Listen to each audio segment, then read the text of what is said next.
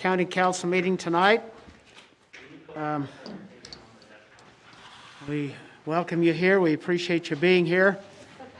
Despite the cold, despite the masks and everything else we have to deal with, it's good to be able to meet and to conduct the things that we need to take care of in the council. We'll start with an opening by Councilman Gordon Zillis. Am I supposed to read it through this? Whatever you want to do. I'd like to make my remarks with the new mask on in the form of a prayer, so don't make fun of me. Or to be fun. Yep.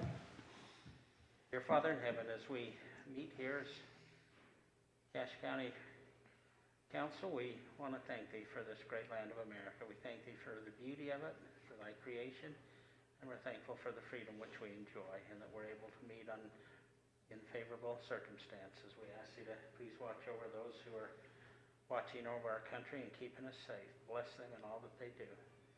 We pray also, Father, that Thou would be with the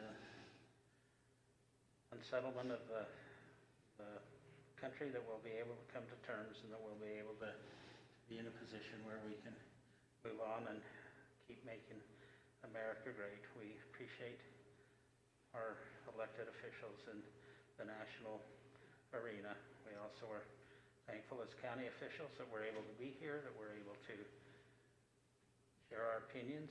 Pray that we may listen to those who have opinions like ours and those who have opinion not like ours, that we may all come to a meeting of minds. We're thankful for our good chairman and pray that, ask that Thou would bless him in his efforts. Help us all as council members to be attentive and help us all to do our best to be fair. We ask now that we may have a good meeting, and we say this in the name of Jesus Christ. Amen. Amen. Stand and let's do the Pledge of Allegiance. I pledge allegiance to the flag of the United States of America and to the republic for which it stands, one nation under God, indivisible, with liberty and justice for all.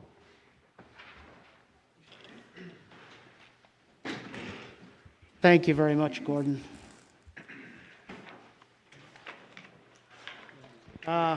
You've all had an opportunity, I presume, to look over the agenda. Do we have a motion to approve the agenda? Move to approve. Second it. All in favor? Aye. Any opposed? Okay.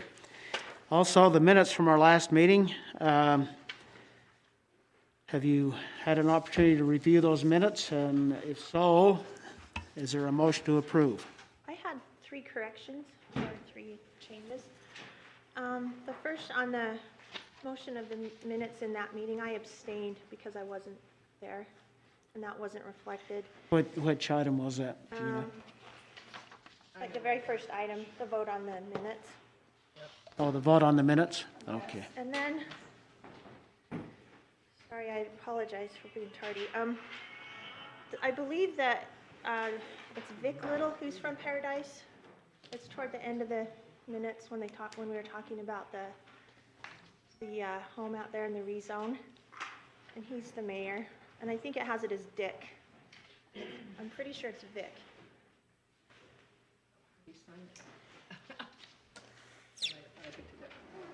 I can write him down for you. And then the last thing is, I thought it would be helpful to have in the minutes more detail about what CVTD told us, because we ask a lot of questions, and I would like to see some detail in there about what they told us.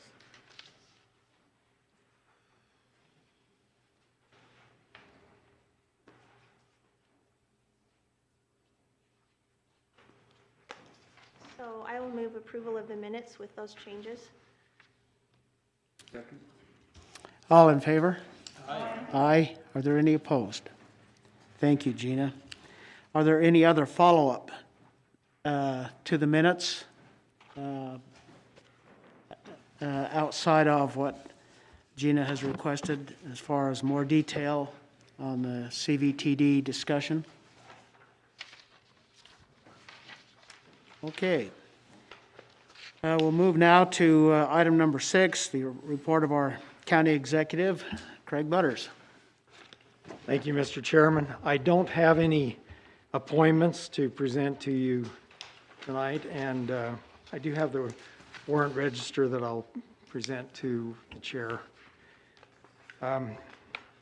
Just as far as other items, there are quite a few things going on right now. Of course, the new Children's Justice Center remodel is taking place right now. Big D Construction is the construction company that we have contracted with. They're the contractor for the project. We're meeting every Monday morning to discuss that, and we're hoping to, well, we haven't really got a completion date, but they're working hard and doing making a lot of improvements to the building there. So you're welcome to stop by and take a look at that at any time, and we'd be happy to, maybe after the first of the year, we'll schedule a tour to go through the Children's Justice Center, the new building there.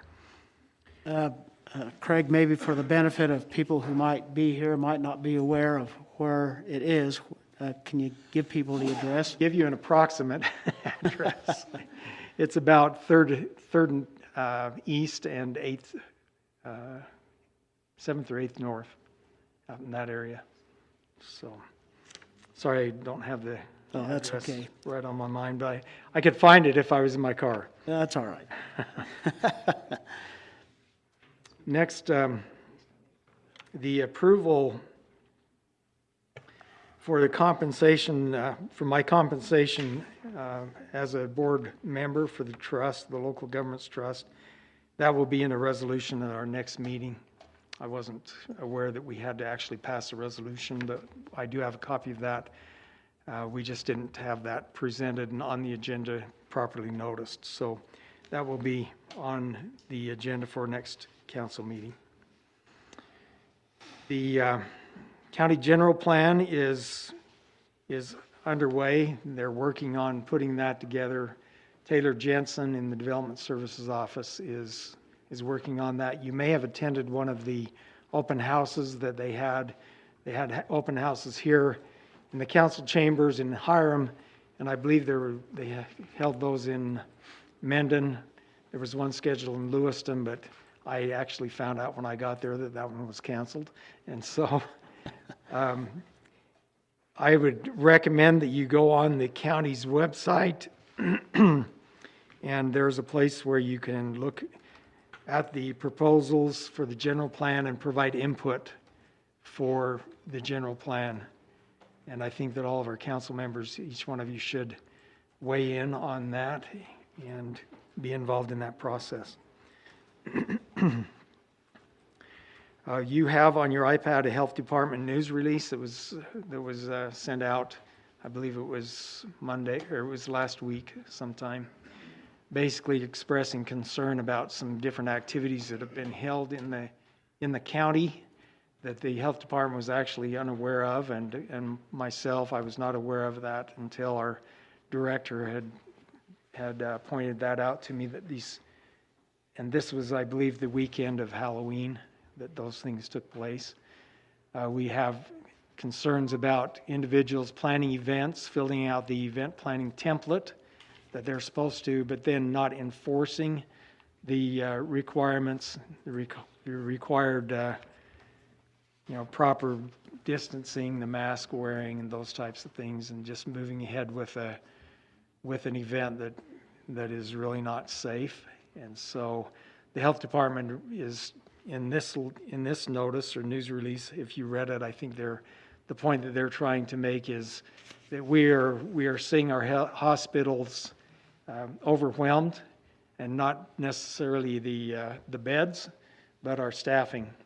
And that the council members, just for the public's interest, the council members just took a tour at Logan Regional Hospital, and we found out that it's not necessarily the number of beds available, but the number of staffed beds that are available. You can put a patient in a bed, but having the staff there in the system to take care of them is where the concern is right now. And so I believe that's kind of the intent of that news release from the health department, is that we are seeing a large amount of community spread. We need responsible actions by the citizens to help suppress the virus so that it does not overwhelm our healthcare system. So, Can I ask a question? yes. One of the things that I've been concerned about is that from what I understand, there's not any directives given to or guidance given to people who test positive. It's basically go home, self-isolate. If you get really sick, go to the hospital. And I'm wondering if there's anything that the health department can do, since you're head of that board, to give people some advice of where they might look or help their doctors or something, because there are things out there that people can do. And if we could get people treated at home early on, it seems to me there's less likelihood that they're going to end up in the hospital.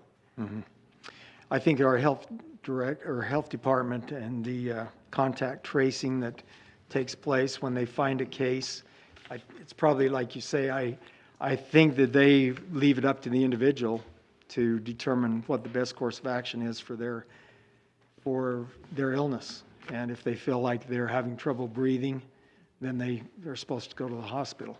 Now, I'm not sure legally what advice or what counsel the health department could give those individuals, but I will take that to our health director and request that, find out what the possibilities are of providing some type of guidance for individuals that have tested positive. So, Thank you. I'll talk more with you about it after. okay, thank you. And just wanted to make you aware that the interview committee for the new health department director will be interviewing 6 individuals on Friday that have applied to be the new director of Bear River Health Department. So we do have very good, well-qualified candidates for that position, and I'm confident that we'll be able to maybe not fill Lloyd's shoes right off the bat, but we've got individuals there that can fulfill those responsibilities. I'm quite certain of that. So, any other questions from the council? Craig, Yes.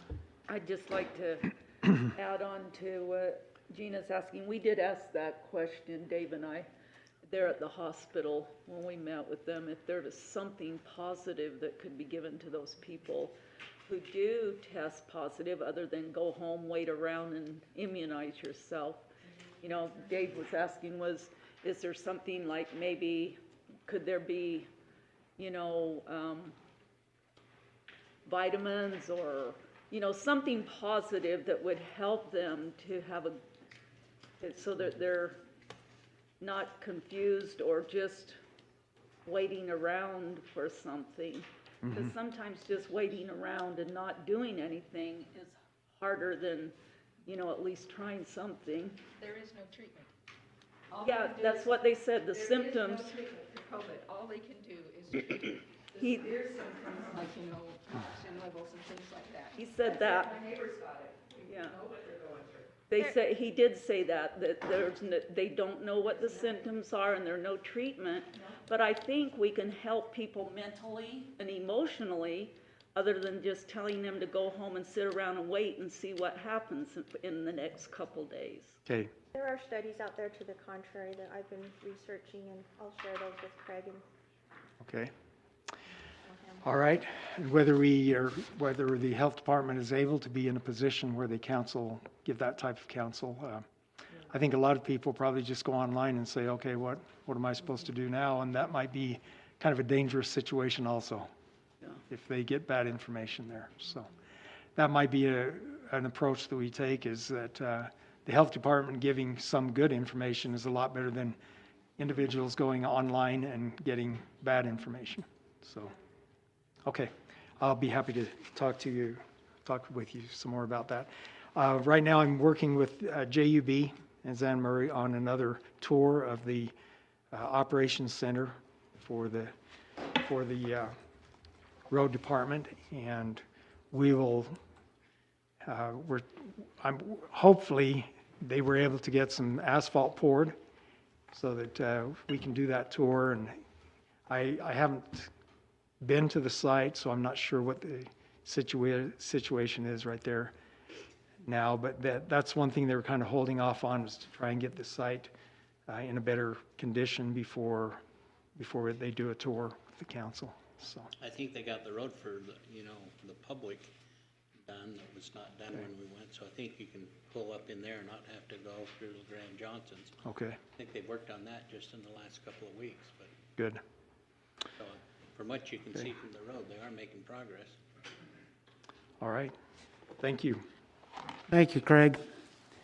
Okay, next on the agenda, we have a need to adjourn to an executive session. Is there a motion to move to executive session? So moved. Second it. All in favor? Aye. Okay. We have some items we need to discuss outside of the public ear that have to do with some sensitive items, and so we'll be going behind us into the conference room to an executive session for a few minutes. We'll then return to complete the rest of our council meeting tonight.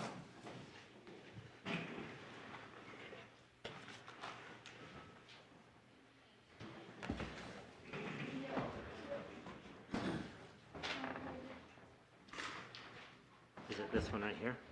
Yep. Position I ended up started.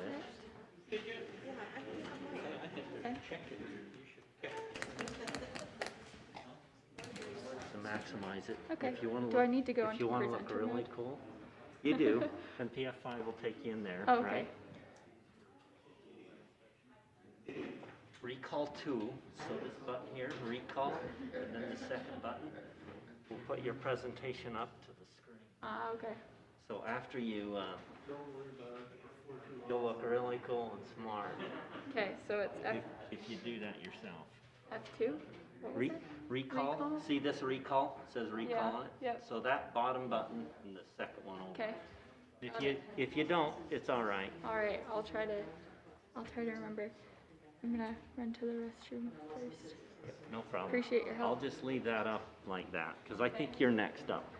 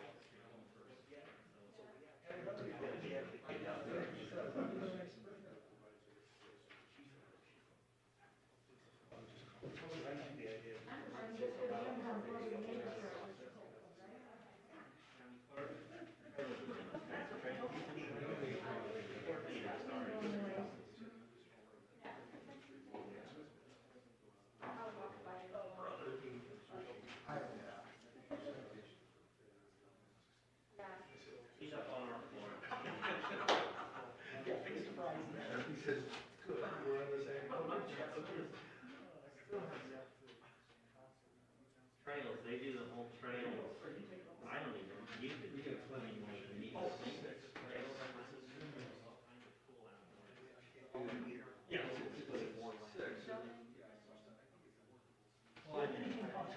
Yeah, Deb sort of does it. But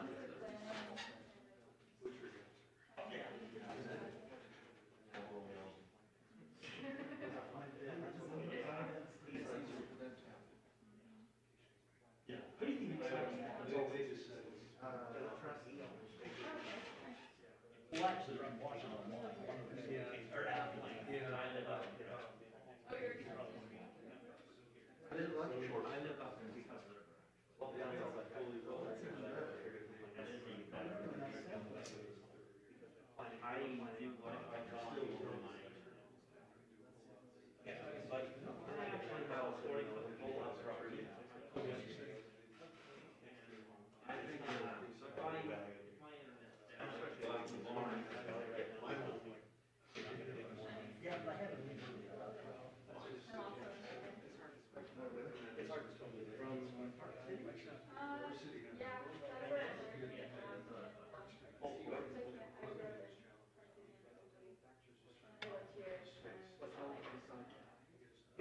How much do they use? Congratulations.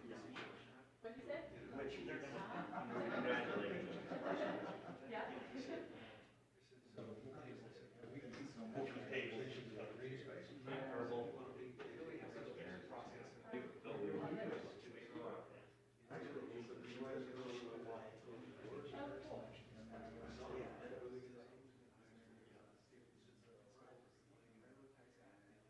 But that was cool.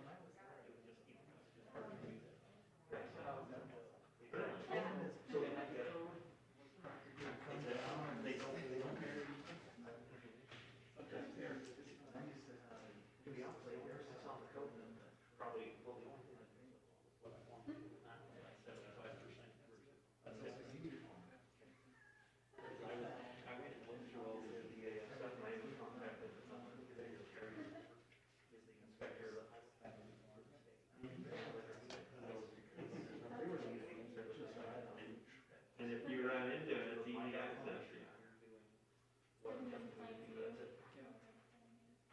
Well, we went through a half-mile section of so deep underbrush that you could kind of see a little filter light over it. And it was really cool because you went through a tunnel, but we found out right away there was these really dynamic powerful spiders that would dangle. They weren't that big, but they had orange and yellow, and they were just dynamic spiders. And I'm not a spider guy, but my wife and daughters were even less spiders. So I got to find a stick and like watch them all.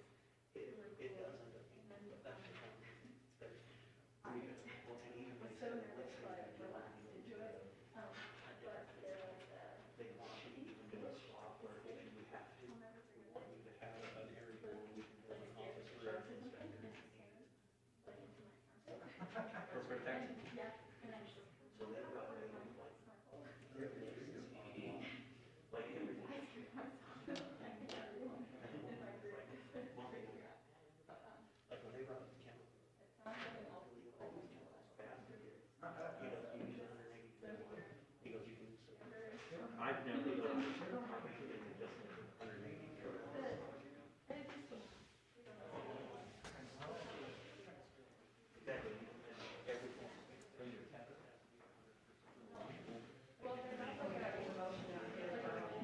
Yes, we will. I'll do it out here.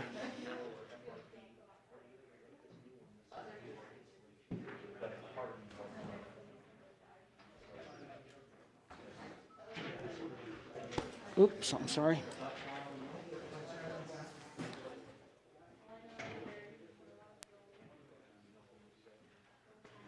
Mr. Chairman, I move we adjourn from executive session. Second. All in favor? Aye. Aye. Any opposed? Okay. We're out of our executive session now and back to our regular council meeting. We have some items of special interest to be heard tonight. First, an election summary from our county clerk, Jess Bradfield. So, Jess, we'll turn the podium over to you. Thank you, Council. I have a few statistics before we begin.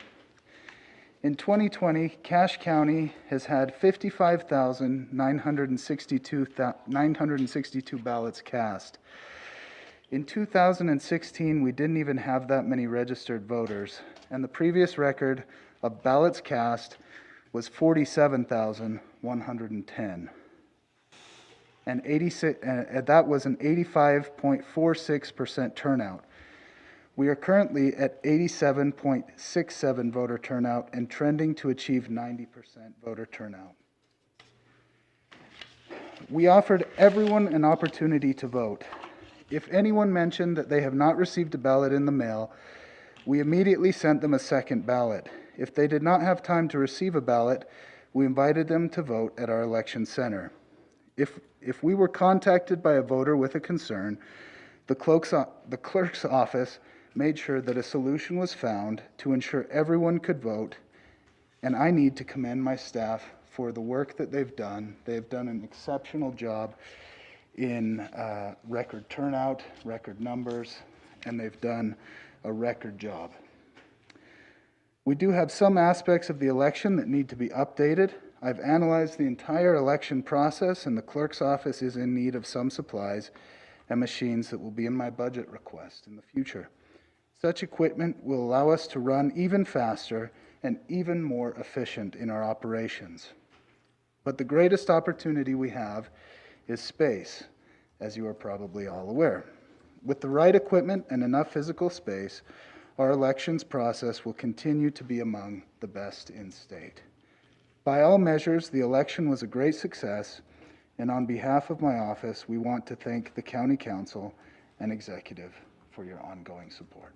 So, thank you very much. Do you have any questions about the election process? Were there still any votes that haven't been counted, provisional ballots or things like that, or has everything been in and counted?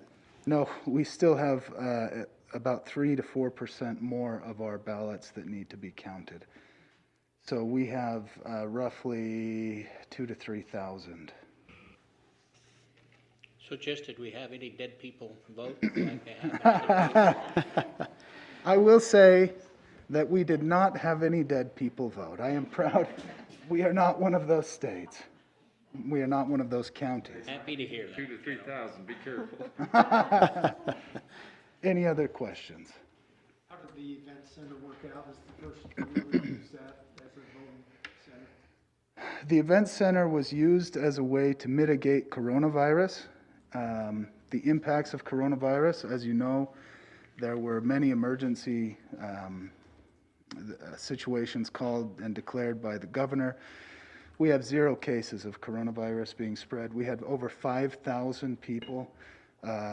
We had much more than 5,000 people visit our center, in fact, because people wanted to cast their ballot, and there's something missing at times when you can only vote by mail.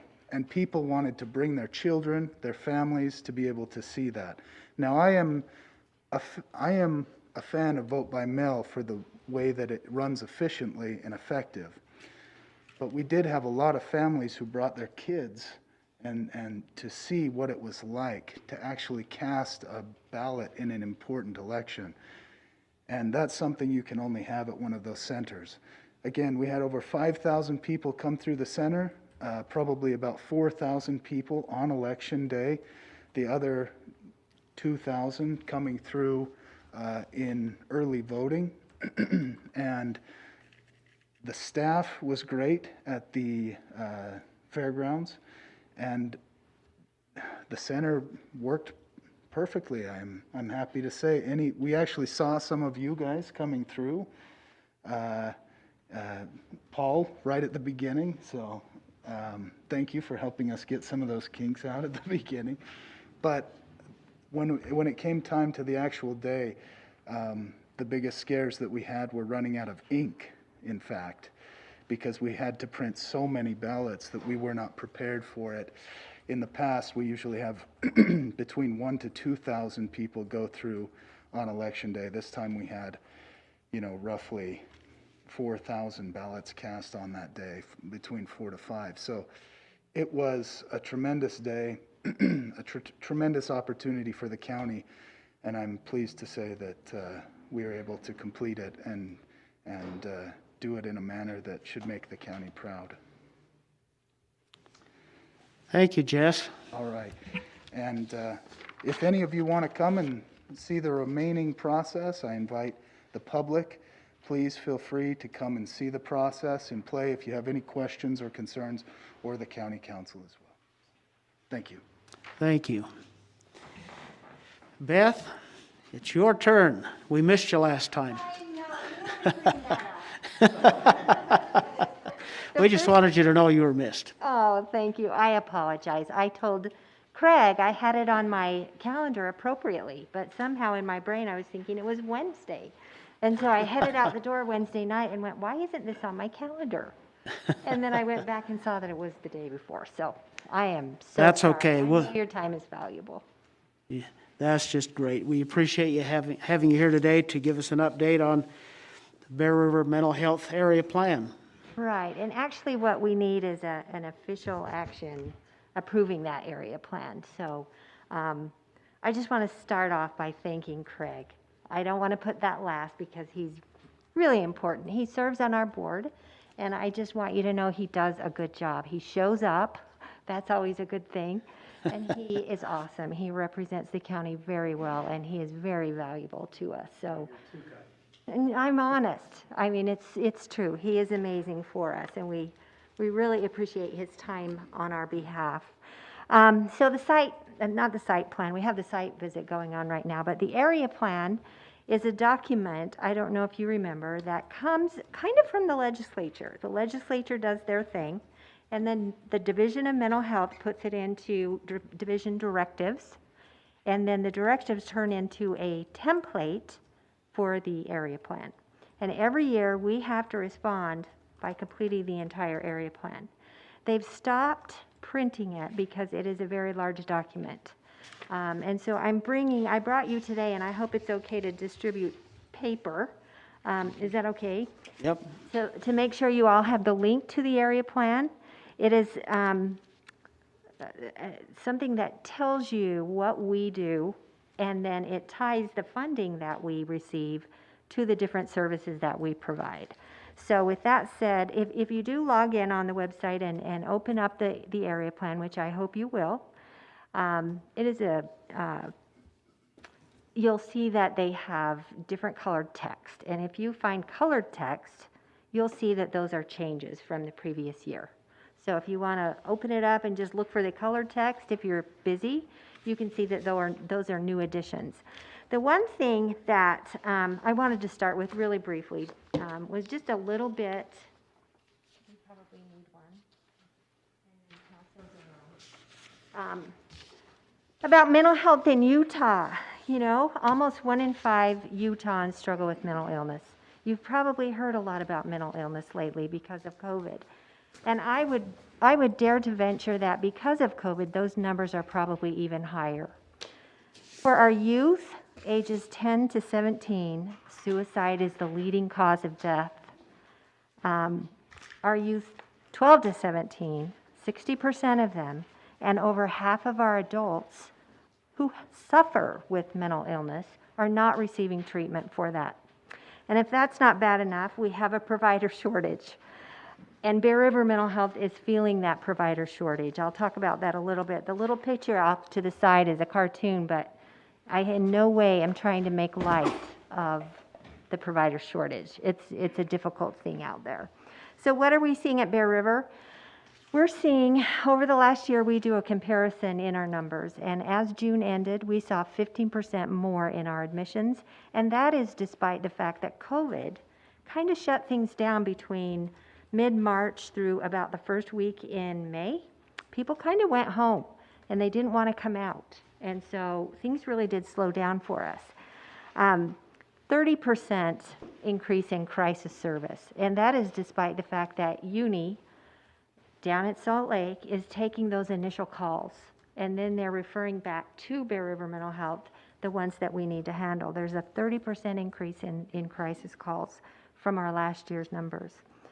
Suicides do continue in our counties. That's so unfortunate. We've been watching those a little more closely lately, and what we're finding is, the interesting thing is I think I can dare to venture that those individuals who are receiving treatment don't tend to be the individuals who are on the list for suicide. There are very few of them that end up being clients who have been in service at Bear River Mental Health. So we'd like to kind of make an impact on that outside of the clients on our rolls. In spite of the increases that we're seeing, our staff increases have only been about 7%, and that's because it's been really hard to hire for new positions and to retain the people that we do have. State hospital beds are full. They were full last year, they'll be full next year. This will be a priority for the whole mental health system across the state of Utah. We need those beds down there. And that kind of impacts our local communities. Today, our management team meetings, I would say we spent probably a good portion of it trying to decide and determine what we could do with an individual who was coming out of the state hospital, who was not appropriate for our group home, who we can't find housing for. It's really unfortunate. Bear River Mental Health served 2,300 individuals from Cache County. 63% of them were adults, 37% were children and youth, 53% female, 47% male. So what are we focusing on? What does our area plan say if you open it up? The one thing that if you look, won't see, and it's the thing we're very excited about, back when the legislature did their thing this year, they approved us for a mobile crisis outreach team for the adults. We were so excited about that because we have the children's version, and it has done wonderful. Then COVID hit, and the legislature pulled that money back. And that was kind of when we were writing the area plan. Then they gave us the money back. And so we had to scramble to get that team going. And that team is now up and functioning. It's a team that goes out to wherever the crisis is. It's a team that is similar to the SMR. The SMR ends at 11 at night. This team goes 24/7. And again, it's for adults. It provides support and relief to the police officers so that they're not the untrained caregivers in mental health emergencies. It's less costly than the alternative. For example, we can send a team out for about $380 per episode, as opposed to if somebody gets hospitalized based on their crisis, that can be as much as, the average is about $9,000. So we're hoping to see some real cost savings there. It's also a program that helps divert people, of course, away from the emergency rooms and the inpatient units, but also from the jails. We're just so excited about it. We're excited to be able to help the police officers out there and to provide a service throughout the Cache County, Box Elder County, and Rich County area. So when they're called, we have to deploy within 1 hour anywhere in that Tri-County area. And the deployment includes 2 team members for safety, and that's after the police have made the situation safe. So we're working really hard to get it out there and to train the police officers that it's available and to train them on how to use us and how we can use them in partnership for that money. So anyway, we're excited about that. We're also doing a little bit more in collaborating with community crisis response systems, particularly here in Cache County. There is a unified crisis response team that we're really excited about. As agencies, we serve a lot of the same people. So CAPSA might see somebody that we also see, or substance abuse might see somebody that we also see. But the problem is HIPAA doesn't let us coordinate services without the appropriate releases of information. And when somebody's in a crisis, it's really hard to get those releases signed. So we've kind of partnered together. There has been a grant written for a case manager to help with that coordination, to help to get those releases in place. And hopefully we'll be able to just, in sharing that information, we'll be able to serve those individuals better and keep them kind of away from the crisis system and into better treatment. CIT training for police officers. We're really trying to focus and improve and get that training out there amongst police officers. CIT training is crisis intervention training, and it provides information to police relative to mental illness and how to deal with those crises out there in the community. We just finished a training over in Box Elder County, and there were some police officers from Cache County over at that training.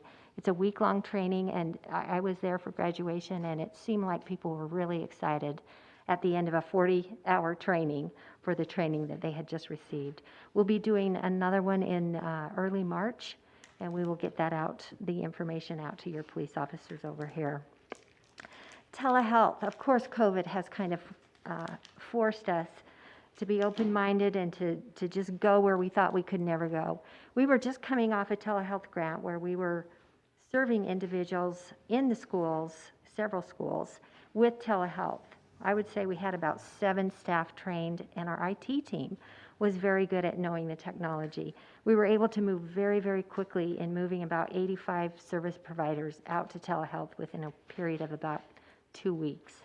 And so we're fully equipped and have indicated that in our area plan that we can do telehealth services pretty much with any of our services. We've hired a case manager to follow up with hospitalizations, to make sure that people are not being kept longer than is medically necessary, and to also make sure we're helping to follow up with the individual when they're discharged from the hospital so that they don't end up back in the hospital. We've hired a Medicaid eligibility specialist. It's hard getting on Medicaid when you qualify for Medicaid, and it's hard staying on Medicaid once you get on Medicaid. And now with expansion and with targeted adult Medicaid, there's different kinds of Medicaid, and it's confusing for people. So we have our own specialists now. We're constantly trying to watch for and seek alternative funding because we're so limited in who we can serve based on funding sources. For example, the telehealth grant, we applied for that so that we could get services to individuals who are unfunded out in really remote areas, and we really shined on that grant. I'm really proud of our staff for that. We have schools grants. The CARES funding has helped us open the door to pretty much anybody right now. As long as that CARES funding can last, we can serve anyone, and it hasn't always been that way. So back to the issue of provider shortages. We have really tried to work on therapist salaries, benefits, bringing in students to help provide the training for them so that they can be available to us once they're through school. We're also a member of the National Health Service Corps. We work hard to stay as a member of that. It's not easy, which pays off their student loans if they come and work for us while they're paying them off, and then they have to stay for a little bit longer. We're also participating with statewide efforts in building our provider network.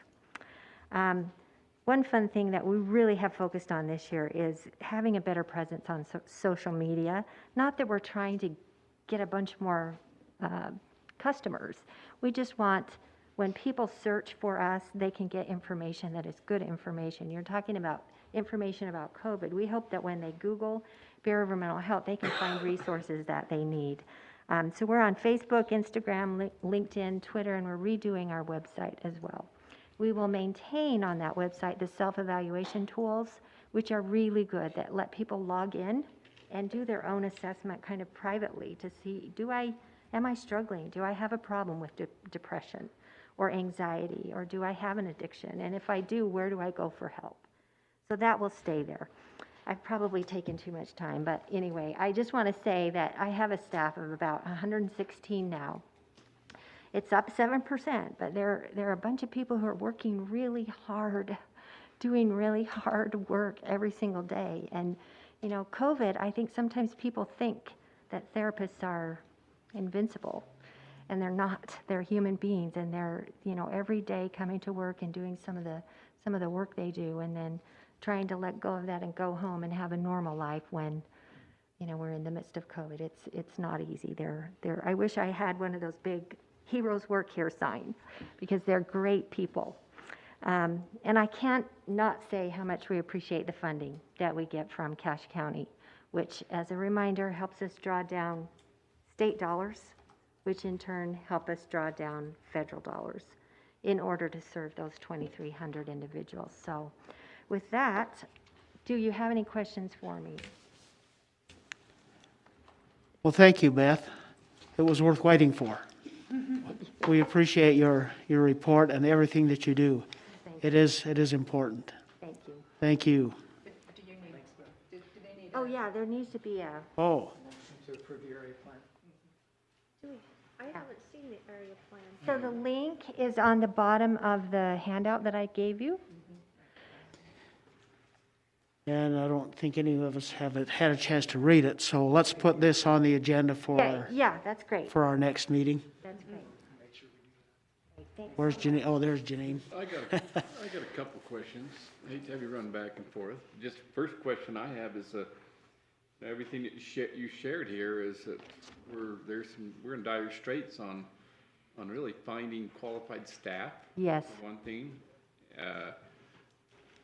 and then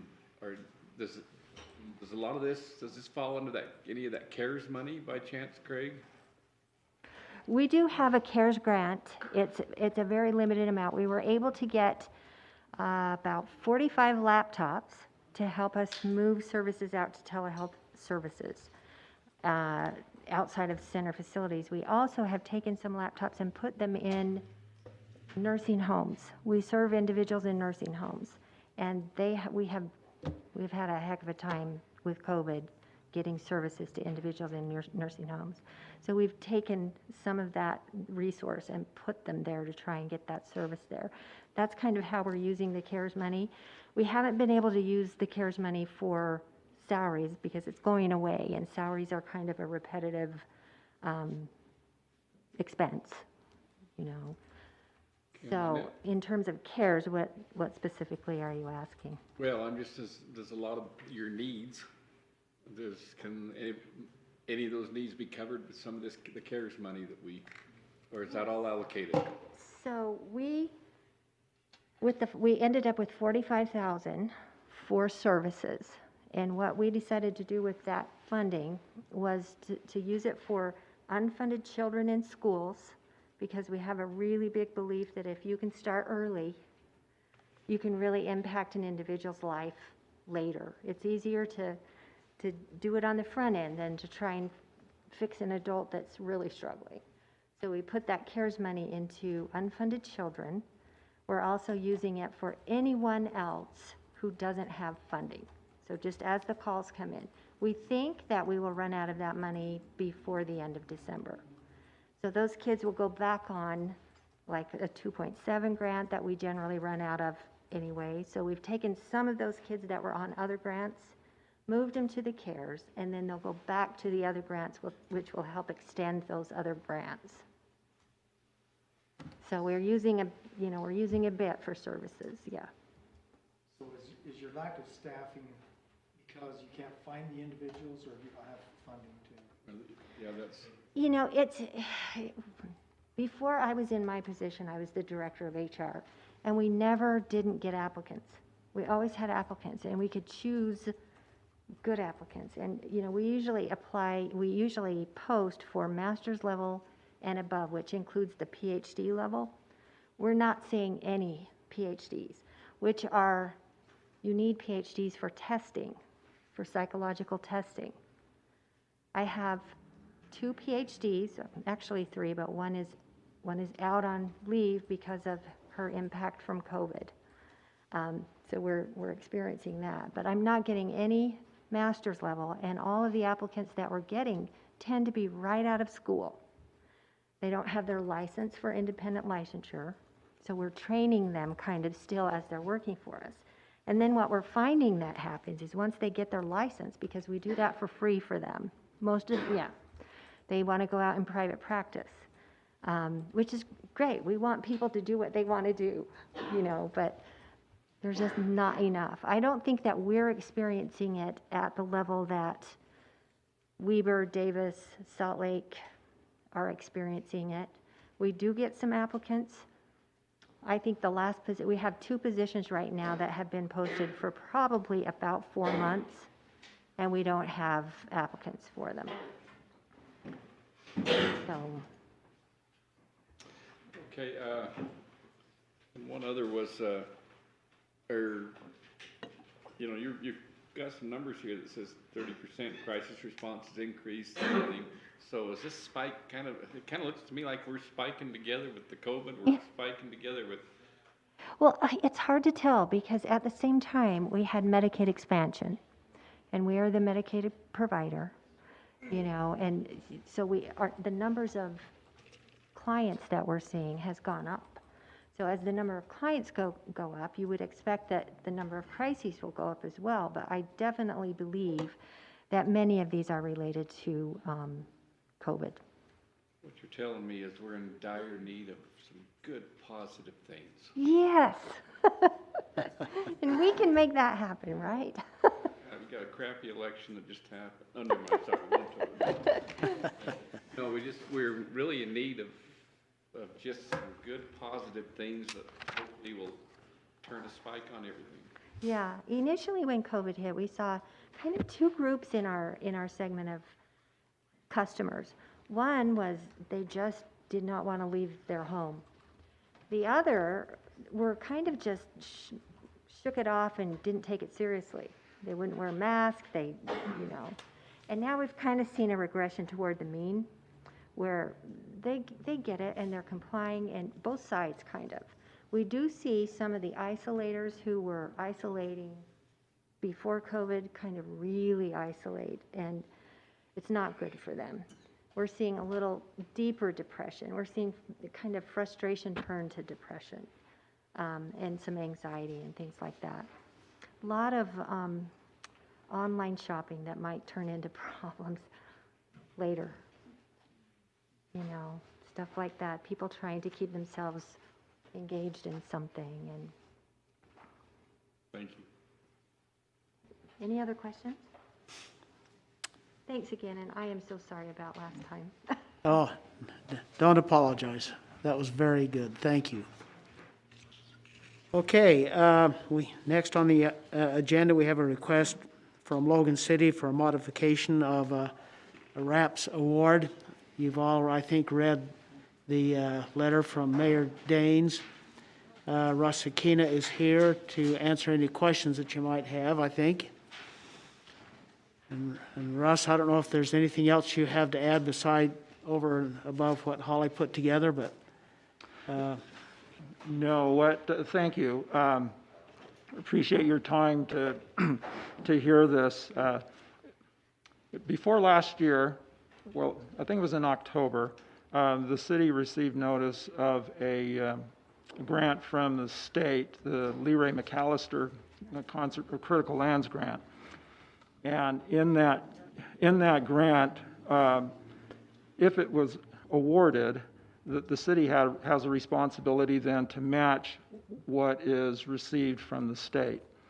And so after that notification, the city made application to the county for RAPS tax funding as part of its match to the state grant. Prior to all of this, the city had been having several discussions with the property owner in regards to securing a conservation easement along the Logan River where this property is located, west of 10th West. And so as those discussions were occurring, and that was developing, at the time of the application, the city had submitted for an easement or conservation easement area consisting of about 73 acres. And that's what was submitted to the state. In the time that we received notice back of the award of that grant from the state, the discussions led to some preliminary plans between representatives from the property owner and a developer that has an interest in developing part of that property. And in that time, the footprint of the easement had moved from 73 acres to, I think, what was indicated in the mayor's email to the county executive, somewhere in the neighborhood of 43 acres or so. The concern that the city has is that as the footprint changes and the state required another appraisal of that, since it didn't represent what was originally submitted in the state application, that that value might be different. At the time, we didn't know if it would be lower, the same, or more. Indications from the latest emails suggest that it would be somewhat lower than the original amount that applied to the 73 acres. Now we're looking at something in the neighborhood of a 43 acre or somewhere between 43 and 50 acre conservation easement footprint.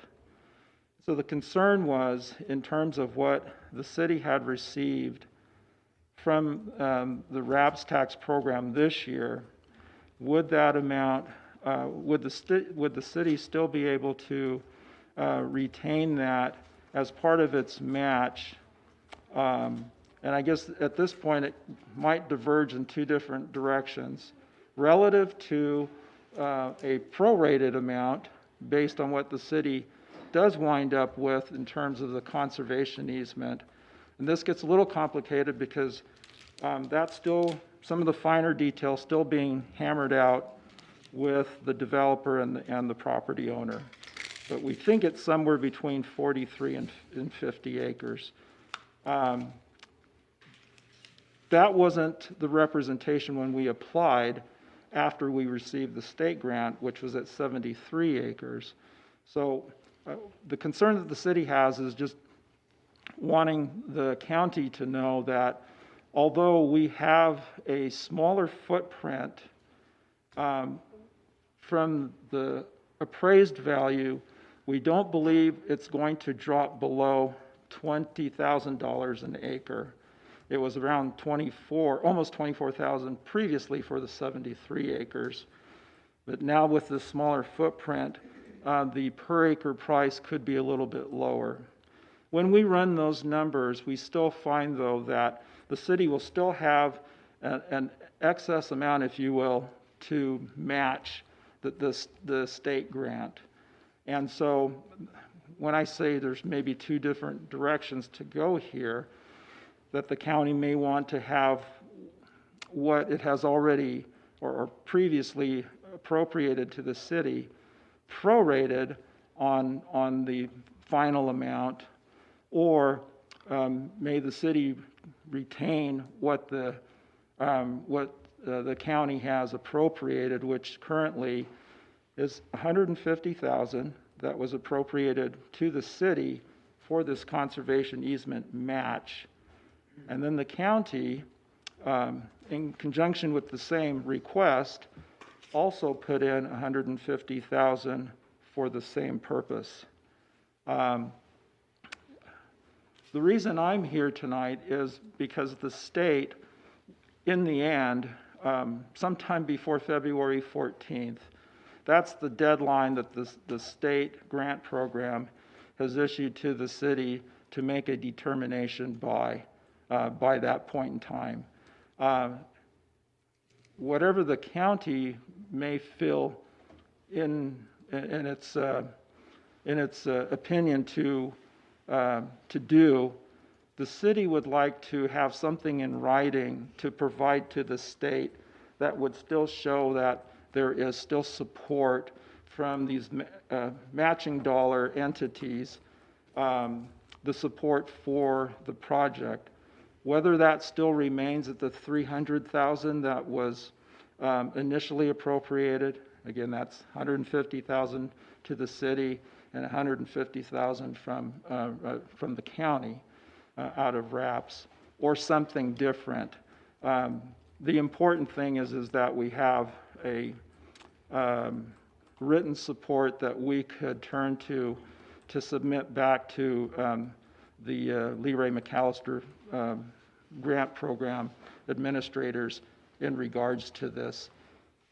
Even while the city still kind of works out these finer details with the property owner and the developer. So it's to make you aware of where we are in this process, and knowing that what we originally had applied for in the RAPS application, which was for a 73-acre conservation easement on the property along the Logan River, is now down to somewhere, as I said, between 43 and 50 acres. Okay. Any questions for Russ from council? So, I guess, what are you asking for? I knew that, yes. Yes. Why I say that is that the grant was for $875,000, right? From the state, that's correct. Okay, and then there was some matching that the 150, the county from RAPS, and 150 from Logan City, right? That's $300,000. That was the purchase price for that entire 73 acres. That's correct. Okay, now as you go back and you're going back with different numbers, does the state also then mitigate, or they also then lower their grant amount? If the city is going to be on a final number other than 73, which would be a lower number. We think it's somewhere between, well, I'm between 43 and 50, or, yes, they will lower their number. That they will lower their number to the appraised value amount for the number of acres that are in the end. So if it's 43 acres times the appraised value, which, as the mayor indicated in her email, looks like it's more around 20 instead of 24, that would equate to a lower number than we originally had indicated on the application. So are you asking then for us just to adjust down to that amount and keep it just relative as to whatever the acres are actually going to be decided upon? And that could be one approach. The other would be, basically still wanting the whole 300K. we'd prefer to keep it all in there, because even in the end, there's still a balance for the city to pay. And the city has to identify the remainder of those resources by the 14th of February. Will all 300K then go to this project, or is it destined for other things? For this project only. However, if the county decided it wanted to take a prorated approach, the mayor did ask for me to also indicate that if there was an opportunity for the city to take any balance between a lower number and it's 150,000, I would presume that perhaps the county would take its 300,000 and maybe do something different. But at least for the portion that the city was appropriated, we would then move to have any balance left over if it was going to take a prorated approach and apply it to Trapper Park. And the reason we select Trapper Park is because it's the park closest to this conservation easement. And we've seen a dramatic increase in the use of that particular park. And that was another one of your applications that you had. I don't recall if it was this year. You probably have it in front of you. I know we've applied for it in the past. Yeah. Yeah. I'm looking at the application for that amount, and it's talking about using it for the property across from Trapper Park. So if I'm understanding it correctly, you still want the 150. You'll buy the property that you're looking to buy, but the rest of the money you want to use for restroom and paving of Trapper Park. Is that correct? Yeah, if that is correct. If there was any residual based on the county, on the county council not just leaving the 300 alone and using that all towards the conservation easement.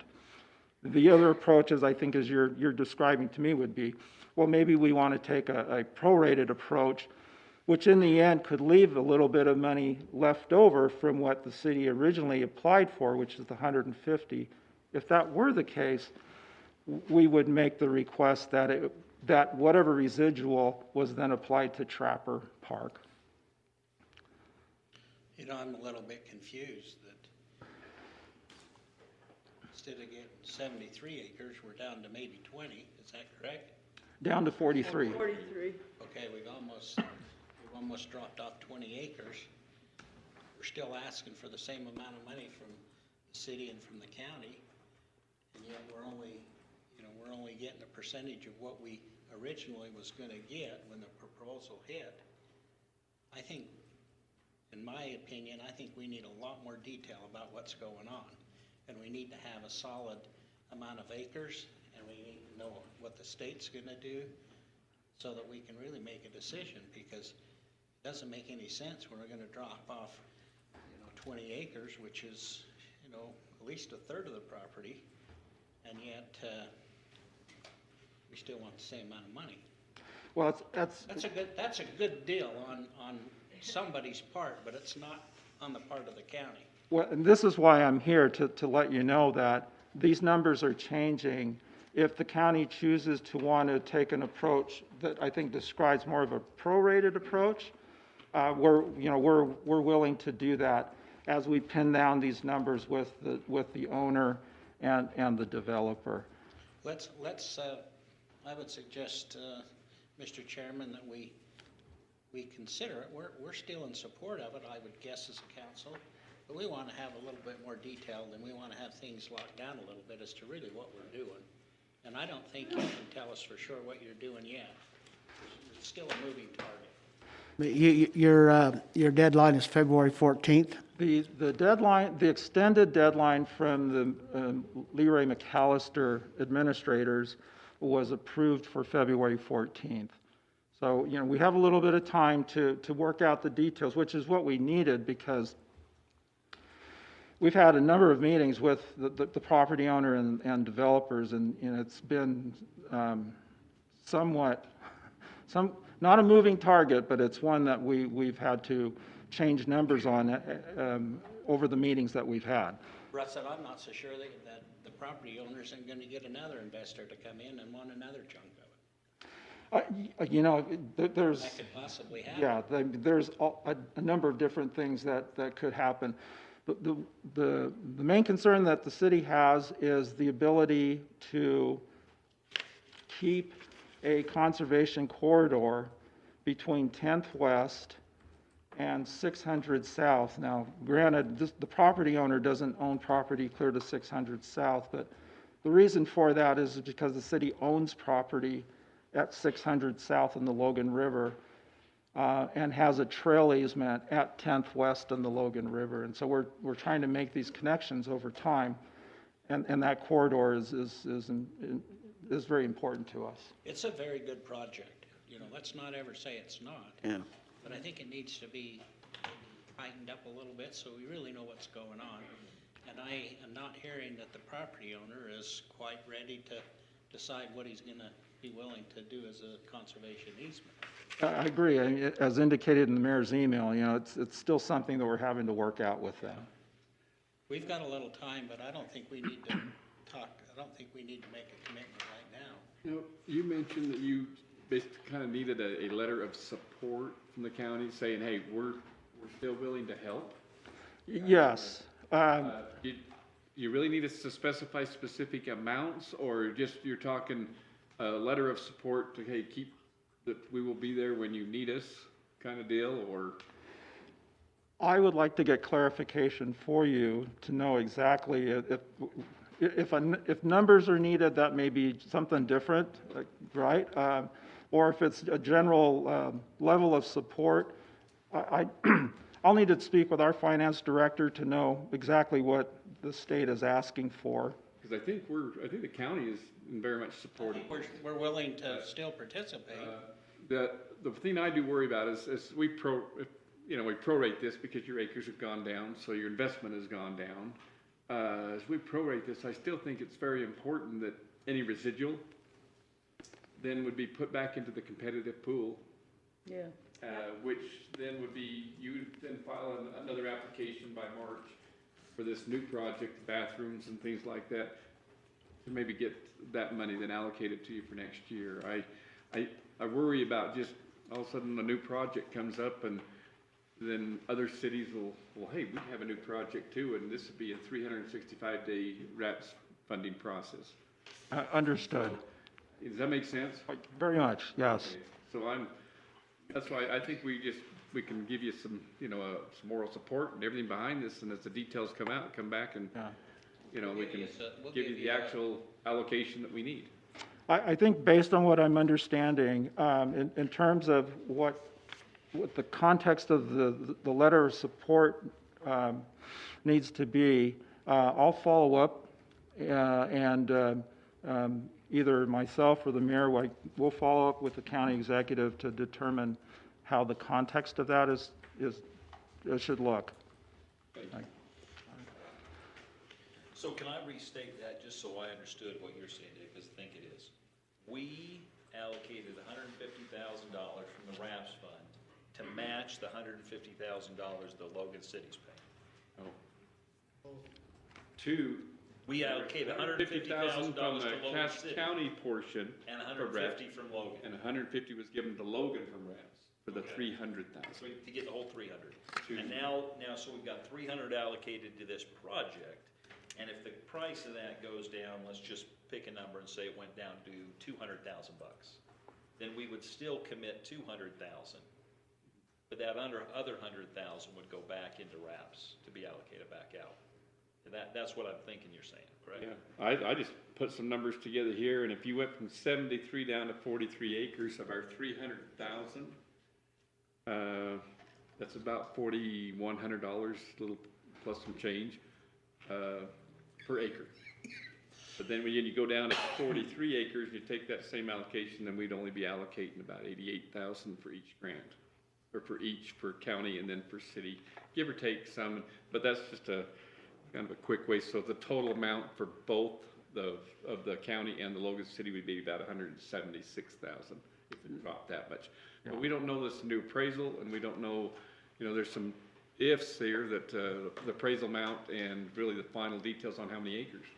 Yeah, the appraisal amount we're pretty sure is not going to be more than the 24,000 and not less than 20 is per acre that we're receiving.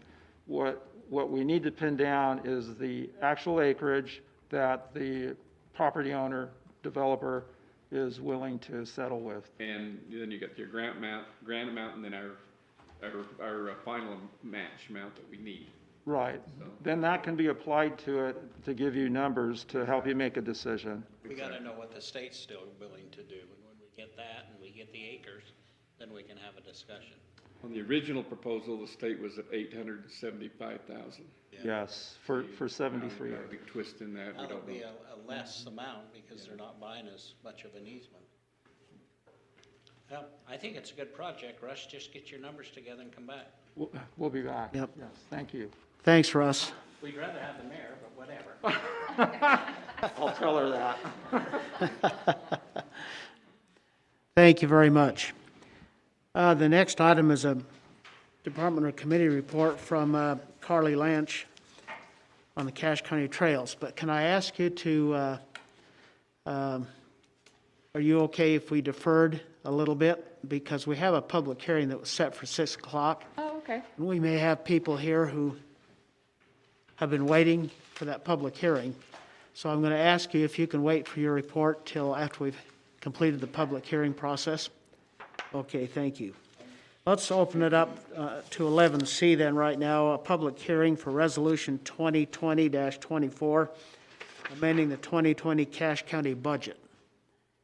And so, Cameron, I'm going to put you on the podium here.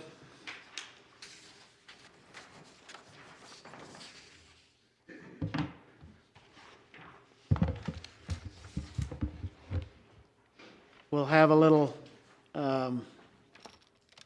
summary of things in the budget that we're talking about in opening this budget from Cameron, and then we'll open it up to public comment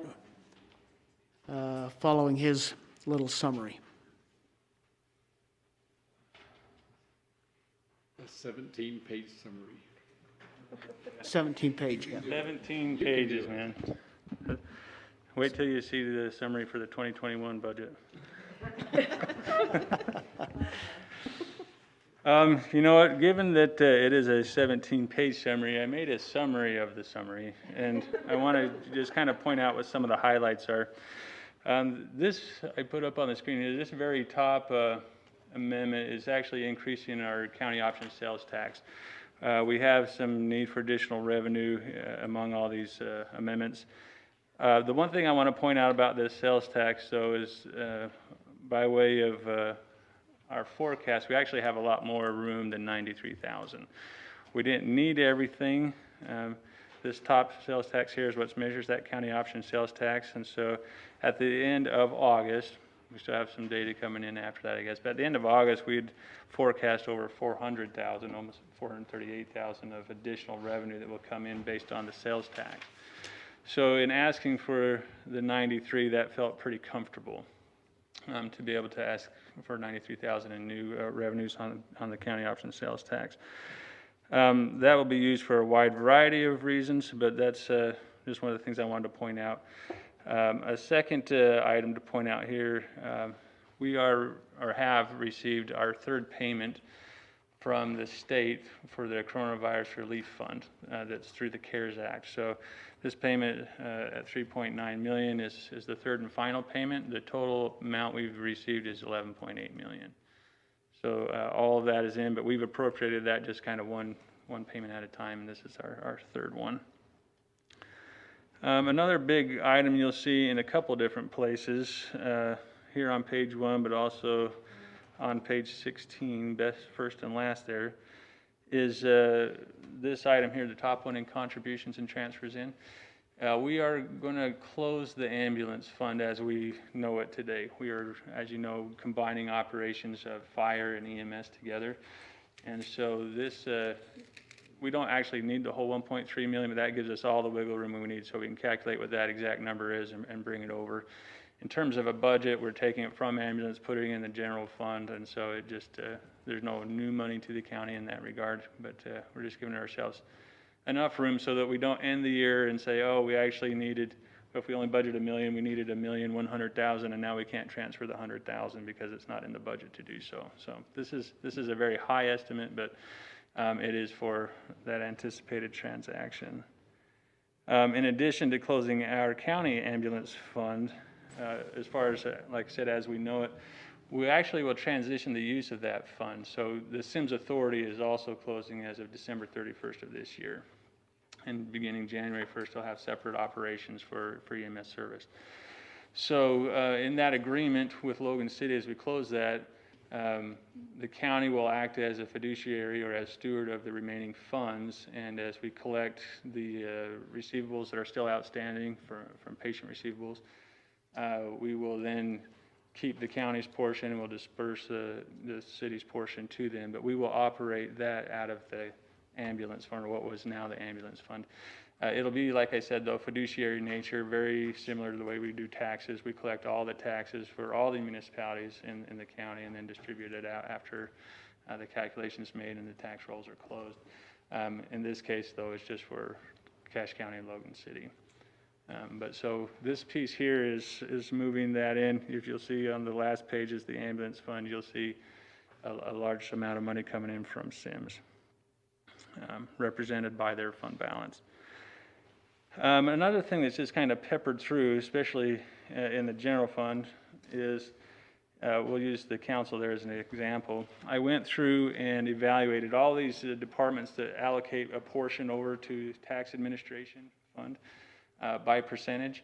We must have missed a couple here and there in our budget amendments through the year. So at the end, I'm just making sure we have all of our ratios correct between the general fund and the tax administration fund. So, for example, the council is to be at 10%. To make that work with the budget, we're actually reducing it in the general fund by $500, and we're increasing by $500 in the tax administration fund. So it's just balancing those out, but you'll see several of those entries. Another big transfer, if we, let's see, I think we're going to jump all the way to page 6 for this one. Towards the bottom here, there's some of the fire. Whoops, it's even further than that. Here we go, you can see it in two places. So at the bottom here, we have a department that I called County Pandemic Relief. This is in large part where the CRF funds were offset. So we could track those things that we had spent quite easily. One of the things that we had initially allocating spent was $1.4 million. This is on the purchase of a new Children's Justice Center facility, both for the acquisition of the property, but also to do all the remodeling and fixing up to put it into use. However, we do want to account for that actually in the Children's Justice Center fund. So you see us subtracting that out of that County Pandemic Relief Department, and then 2 departments up and transfers out, you see $1.4 million. It's reappropriated to transfer that from the general fund to the Children's Justice Center fund. So that's, in a way, it's a house cleaning item for accounting purposes, but it's a big item on the amendment here. Then as we get a little bit further on here, Municipal Services Fund, I did want to point out we're recognizing here in our intergovernmental revenue, which essentially is grants, an increase of about $500,000, a little more than $500,000, and most of that related to trails. We have some good grants that have come in, and good projects being worked on there, and so we're recognizing those funds. I don't know if maybe Carly will be able to answer that more, if they all get spent this year or not, but if not, we'll get them tagged up so that we have that money allocated for future use. And then if you have a real sharp eye, you would have had a good question when it came to vegetation management and trails management. I had to reverse some of those descriptions and amounts, and so it looked like I was adjusting for full-time employees in the planning accounts down in the trails. It was just backwards. So this is an updated version. I've emailed that back out. I hope that's the version that was available to you on the server. So if you refresh that now, you'd have the updated amount too. But as you can see, there's so many. It would take us a very long time. Trust me, I know, because I did. It went line by line. But those are the biggest items that are in there. I don't know if you've had a chance to look at that, if you've looked over everything, but at this point, I can take questions if you've got them. I have a question for you. Okay. I don't remember the page, but I think it was under Human Resources. It said something about gift cards. Yeah. $20,000 in gift cards? Can you? So, yeah, so that's an ongoing program. I could maybe let Amy speak more to what the program is. It's not all given out at once. It's a I don't remember if it's a safety program or what I was thinking. a program. It's given out one by one, but actually this was approved actually in last year's budget and wasn't fully spent. So it's one of those that we have a purchase order on it. And usually in March when we do our first amendment, we reappropriate those purchase orders that weren't spent in the prior year. This is one that actually was just missed, and so we're looking to add that into the budget at this point. I think some of those funds have been used with the understanding that they were already there, but we did miss this on our first amendment. Do those go to employees, or yeah. Can you tell us about it? Or? That's the work comp safety. Yeah. Go ahead, Trey. So this is funds for a trust accountability program. That we've divided employees up into teams in our sheriff's department, and those departments that use the vehicles quite regularly. And so this is an incentive that's used that the employees can get a $10 gift card each month if their team avoids having an accident. And so we've seen accidents decrease exponentially in the county through this. Now, you wouldn't think that a $10 gift card every month would make that much difference, but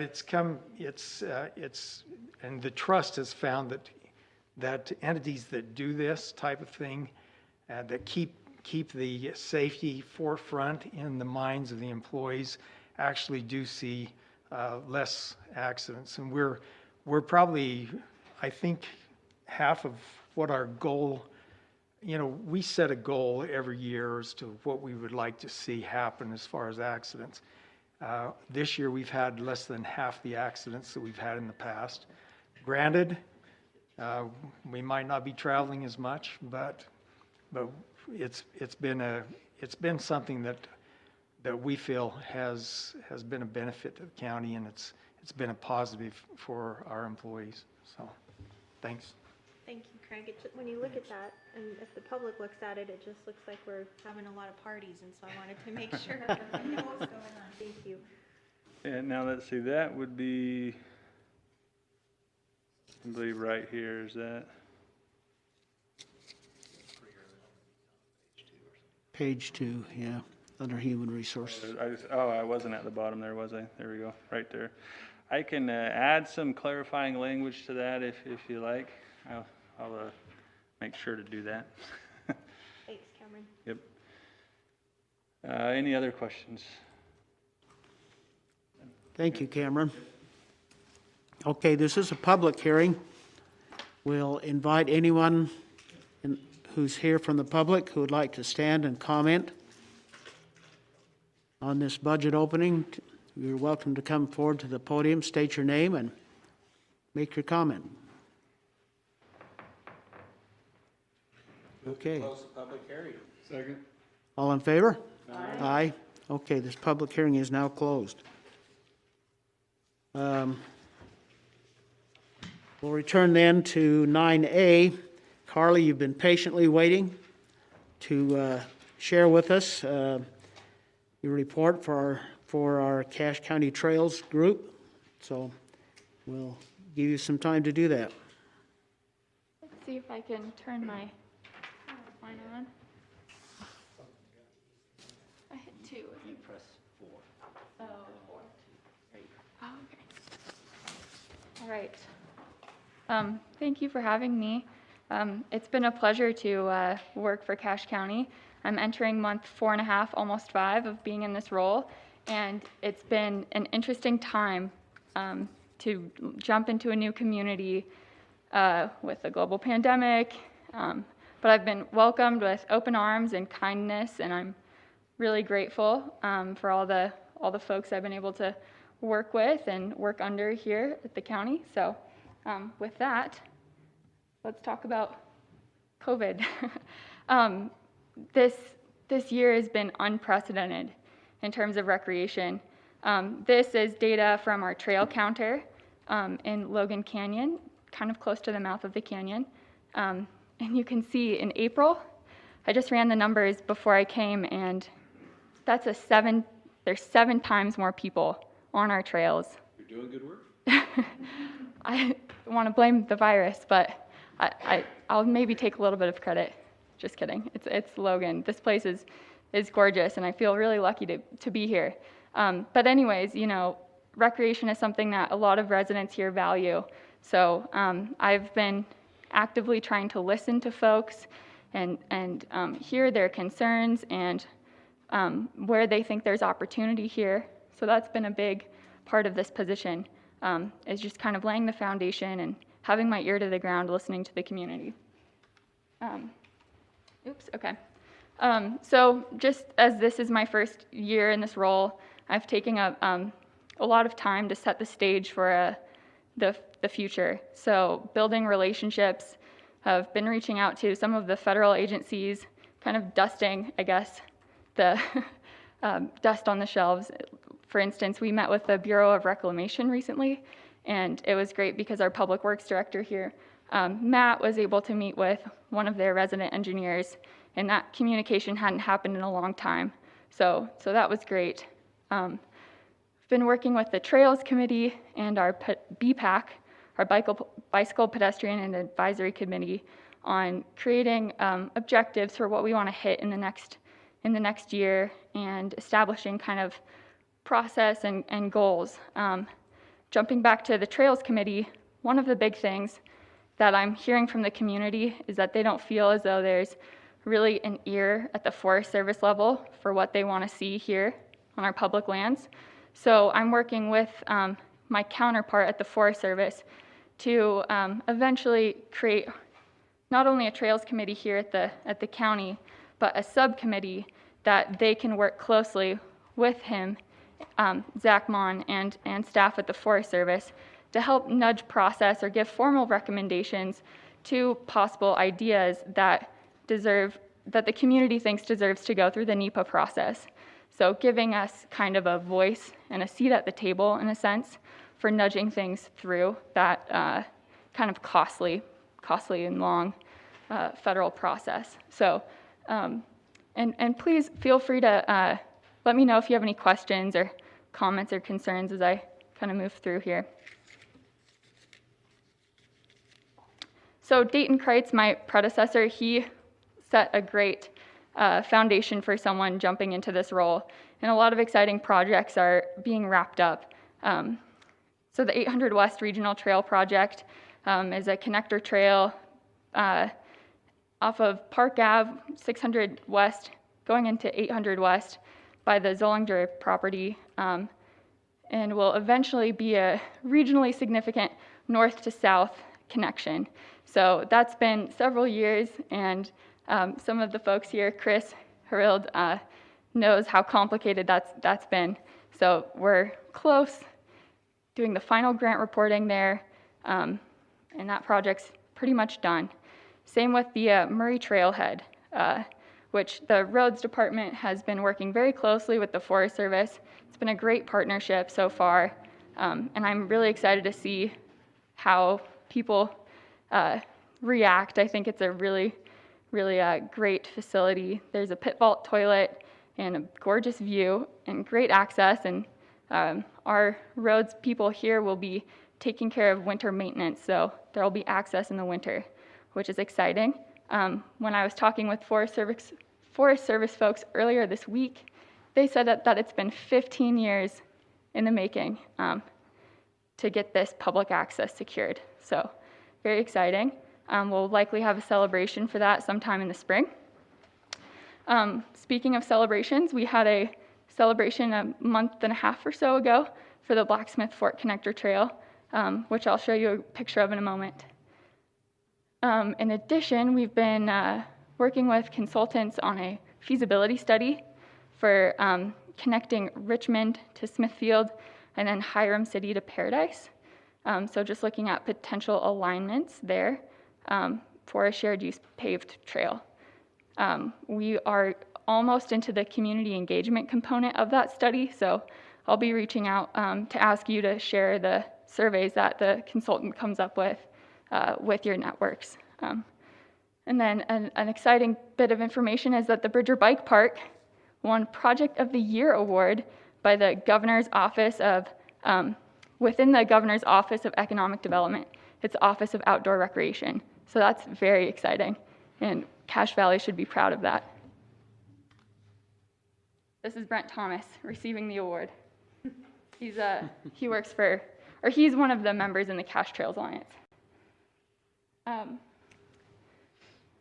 So trails is really a community-driven kind of area of work.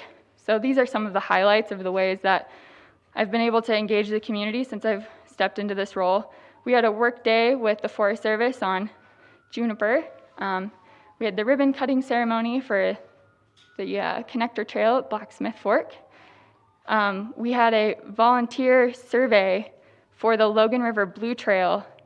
We sent 20 or so very qualified folks to different sections of the river to indicate where there's, I think they call it Chevy riprap, where there's cars in the bank, where there's rebar, other things that will be hazardous to people navigating the river on watercrafts.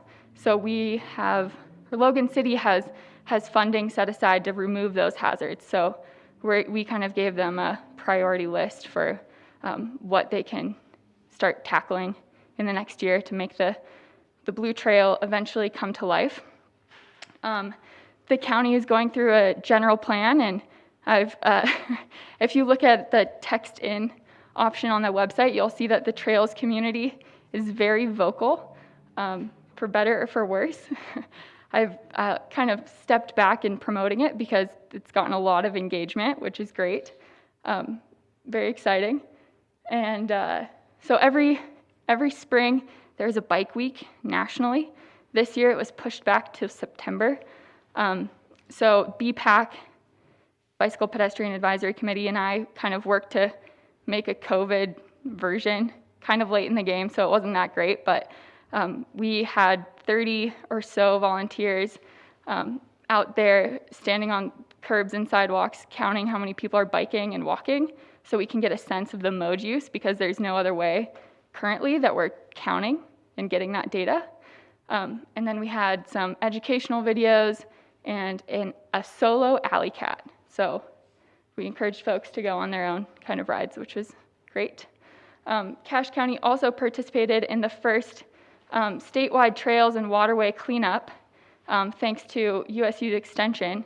So together we got over 300 pounds of garbage, or so we're estimating. I think it was more, because I pulled out a pink chair from the mouth of Green Canyon, which you'll see a picture of here in a moment, and I didn't weigh that. So It was a great success. We got a lot of garbage off of our public lands and trails. And then currently we're participating in a cash commuter challenge with folks at USU to encourage people to ride the bus and things like that during our inversion season. I loved this photo of our ribbon cutting ceremony. The folks at the bottom in the left-hand corner are from the governor's office of outdoor recreation, and it just shows, I mean, I don't need to explain it, it's just a great photo. Here's another picture of the ribbon cutting, and then on the right side we've got Mayor Daines, Frank Howe, he's a professor and also the chair of the Logan River Task Force, and then Russ Aquina, and we were talking about boater access for the Logan River Blue Trail with the Boater Access Advisory Council. So we submitted a grant application to them recently. So we wanted to warm them up to the idea and show them what the Blue Trail actually means here. They received funding for that, didn't they? Yes, there's been, Logan City has secured funding. Yeah. Mm-hmm. The RAPS tax also. Mm-hmm. Yep, so we are trying to extend those dollars for engineering and design work for 6 different carry-in watercraft boater access sites. So for kayaks, paddleboards, things like that, so it's non-motorized.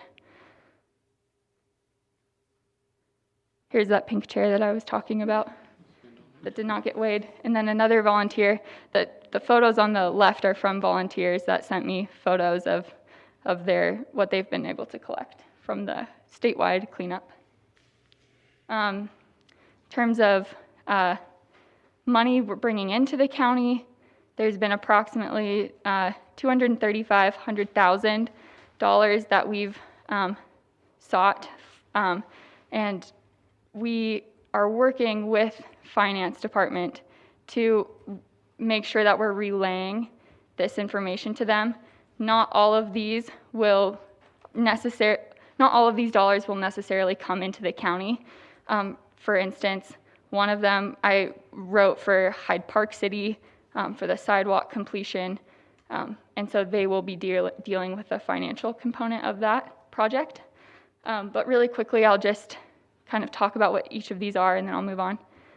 So the first last mile study we requested through UDOT's Technical Planning Assistance Fund, basically to look at all the CVTD service area and what improvements might be needed to help people walk or bike to the bus stop. So sidewalk, areas that aren't ADA compatible, things like that, just to improve access there. And then I talked a little bit about the Boater Access Fund already for the Blue Trail. And then the sidewalk would be a really key connection in the heart of Hyde Park City, which would basically connect the eastern part of the neighborhood, or of the city really, with the heart of the town. And then Nibley City has reached out to me, and they're very excited about doing a temporary project for advisory bike lanes on a roadway that is theirs. So we've reached out to Bike Utah to have some technical assistance in doing that project, and then they've also offered to help fund part of it, which is exciting. So yeah, please let me know if you have any questions about these. And then congressional updates. I'm not sure how much you all are aware of these, so I figured I'd just touch upon them briefly. One thing is someone here locally serves on Representative Rob Bishop's House of Natural Resources Committee, I believe, and he reached out to me to let me know that he helped get language in a bill to adjust wilderness boundaries for the continuation of the Birch Canyon Trail that the community has built here, because it's technically not allowed to have motorized use because it's in a wilderness area. So the language in the bill basically adjusts that boundary. The idea behind it is that it will be kind of like a 1 to 1 acre ratio, an acreage swap. So they'll move this wilderness acreage around where they want the trail, and then they'll increase acreage for wilderness elsewhere. So it's net neutral. And it's really popular in along some of the counties and cities more on the Wasatch Front. So it was kind of interesting that they got this this access issue that's really a kind of a sensitive subject here into the bill. So my sources say that there won't be really any movement on this congressionally for another 2 years or so, is the guess. But it's hard to say. If I get more information, I will be sure to relay that. The John D. Dingell Act is kind of a hallmark conservation bill. You probably are all aware of the 80-acre parcel in Hyde Park that's going through annexation to become part of Hyde Park City soon. There were also transfer of kind of fee titles to local ownership from the Bureau of Reclamation. So that's exciting. And then the Great American Outdoors Act was recently signed by President Trump, and it's opening an unprecedented amount of financial resources to maintain the backlog of infrastructure that's needed on our public lands. So more information is to come about how those funds will be used. I know that the Forest Service is and they're planning for fiscal years 21 and 22 already with these funds. So I'm just trying to have my ear to the ground to see where else they'll be trickling out and see where we can kind of tap into those. Question, Carly, this Hiram to Mendon Canal that's going to be done with the Board of Bureau of Reclamation to local ownership. Is that kind of a goal of the trails people, is to be able to put a trail on the top of that canal, that whole distance from Hiram all the way to I guess the canal ends in Petersboro. Assuming that that's not happened yet, but it's closer that you could do it because it... Potentially. It just depends on what the local ownership wants. So I have not breached that conversation at all.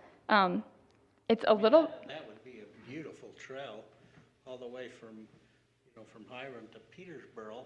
Yeah. I think they've kept that so that they haven't been able to build any fences on it. Uh-huh. So talk about a beautiful trail. There's so much opportunity with canals When you say here. local ownership, that's actually the canal company that would then own that. Right away for that. So that's who you'd be working with. It's just one entity rather than private landowners all the way through, right? I believe so. But I don't want to say yes or no exactly because canals can be really complex with their ownership. We've And had this discussion in the water district meetings, and I think that's what, that would be one entity that would own that. yeah, I think believe it's that's just correct. One irrigation company that goes from Hiram all the way to Petersboro. So I guess that's just a board of directors that you would have to work with to see if you could get a trail on that. There's a lot of potential there. There is so much potential, definitely. And, as I'm new to this community, I don't have all the right connections yet. So if you think it makes sense to have this conversation with someone that you're aware of, please reach out to me. I'll make sure that you all have my contact information so we can continue that conversation. Gordon, that's already in the works. I figured it would be where it's there, but the Bureau of Reclamation has owned that. In fact, they own Hiram Dam, don't they? They did. We applied for a grant for NRCS that works with flood control and trails for that whole area in conjunction with Nathan and the water district. Thanks for saying that, Matt.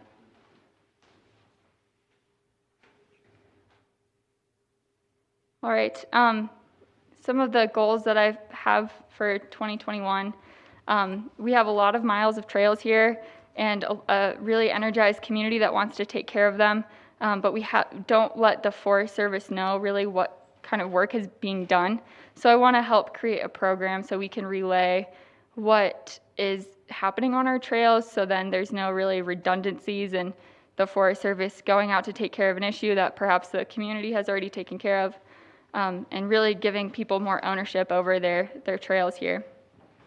also want to make progress with the Cache Bikeway, which is a 20-mile on-street facility plan for bike access throughout the valley. Continued work on the Logan River Blue Trail, and work with Hiram City on the Little Feeder Canal. And I apologize that this is kind of not such an exciting slide. It's more of a bulleted list, but Bike to Work and School Week with a tactical urbanism project, which is sort of what I talked about with Nibley City, having a temporary kind of pop-up project to demonstrate how a bike lane could potentially work within their road. And then hoping to work with Hyde Park City on that Dingle Act parcel. It's a unique opportunity for local ownership and say in a new trail system. And then I'm hoping that the Trails Cache can be more of a resource and a hub for information for folks in the communities through greater social media and website presence. So that's something I'm continuing to work on. And then offering kind of technical services for some of the towns here. Smithfield City, I talked with their council last week about creating a new master plan for their trails there. It's currently discussed in their general plan, but they don't have necessarily a master plan for the trails in that area. And the same thing with Hyde Park City, just updating their existing plan. And I'm working with a USU grad student on North Logan's active transportation plan. So that's the summary there. And please let me know if you have a concern, questions. I'm here as a resource and to work under the guidance of the council. So please let me know what I can do. Thank you, Carly. You've jumped into this and Thank you. taken it on and done a great job. Yeah. Thanks. Thank you. I got a quick question. You mentioned on your committee, the Trails Committee, and I see the bylaws that were sent to us and everything. Yep. So Go ahead. I've had a really good conversation with Councilwoman Gina earlier today and our Trails Committee folks, and we're going to adjust the bylaws and have you all look at them next month or at the next meeting. So. Okay, because so have you not filled some of these, you haven't yet filled some of these positions in? So our conversation today at our committee was, what positions do we actually want to fill? And we're deciding that we want to take we want to replicate how the county council works in terms of geographic voting representation. So we want to have a northeast, north, etc. district representatives, and then organization. Yep. So those are going to have. That was my that was Gina's too. So thank you. And we'll also have kind of language that lets people know what makes them operate in kind of an advisory role. So we want to have the Cache Trails Alliance folks, the Bear River Health District, Bragg, all of those people at the table to help kind of inform our decisions. I was just worried about your membership eligibility, and I saw, although I thought that's the biggest pile of bureaucracy I've ever seen. Yeah. And you'd be forever trying to get anything done. So that's one thing that my supervisor, Chris, has also been concerned about. He said, we want structure, but we don't want bureaucracy.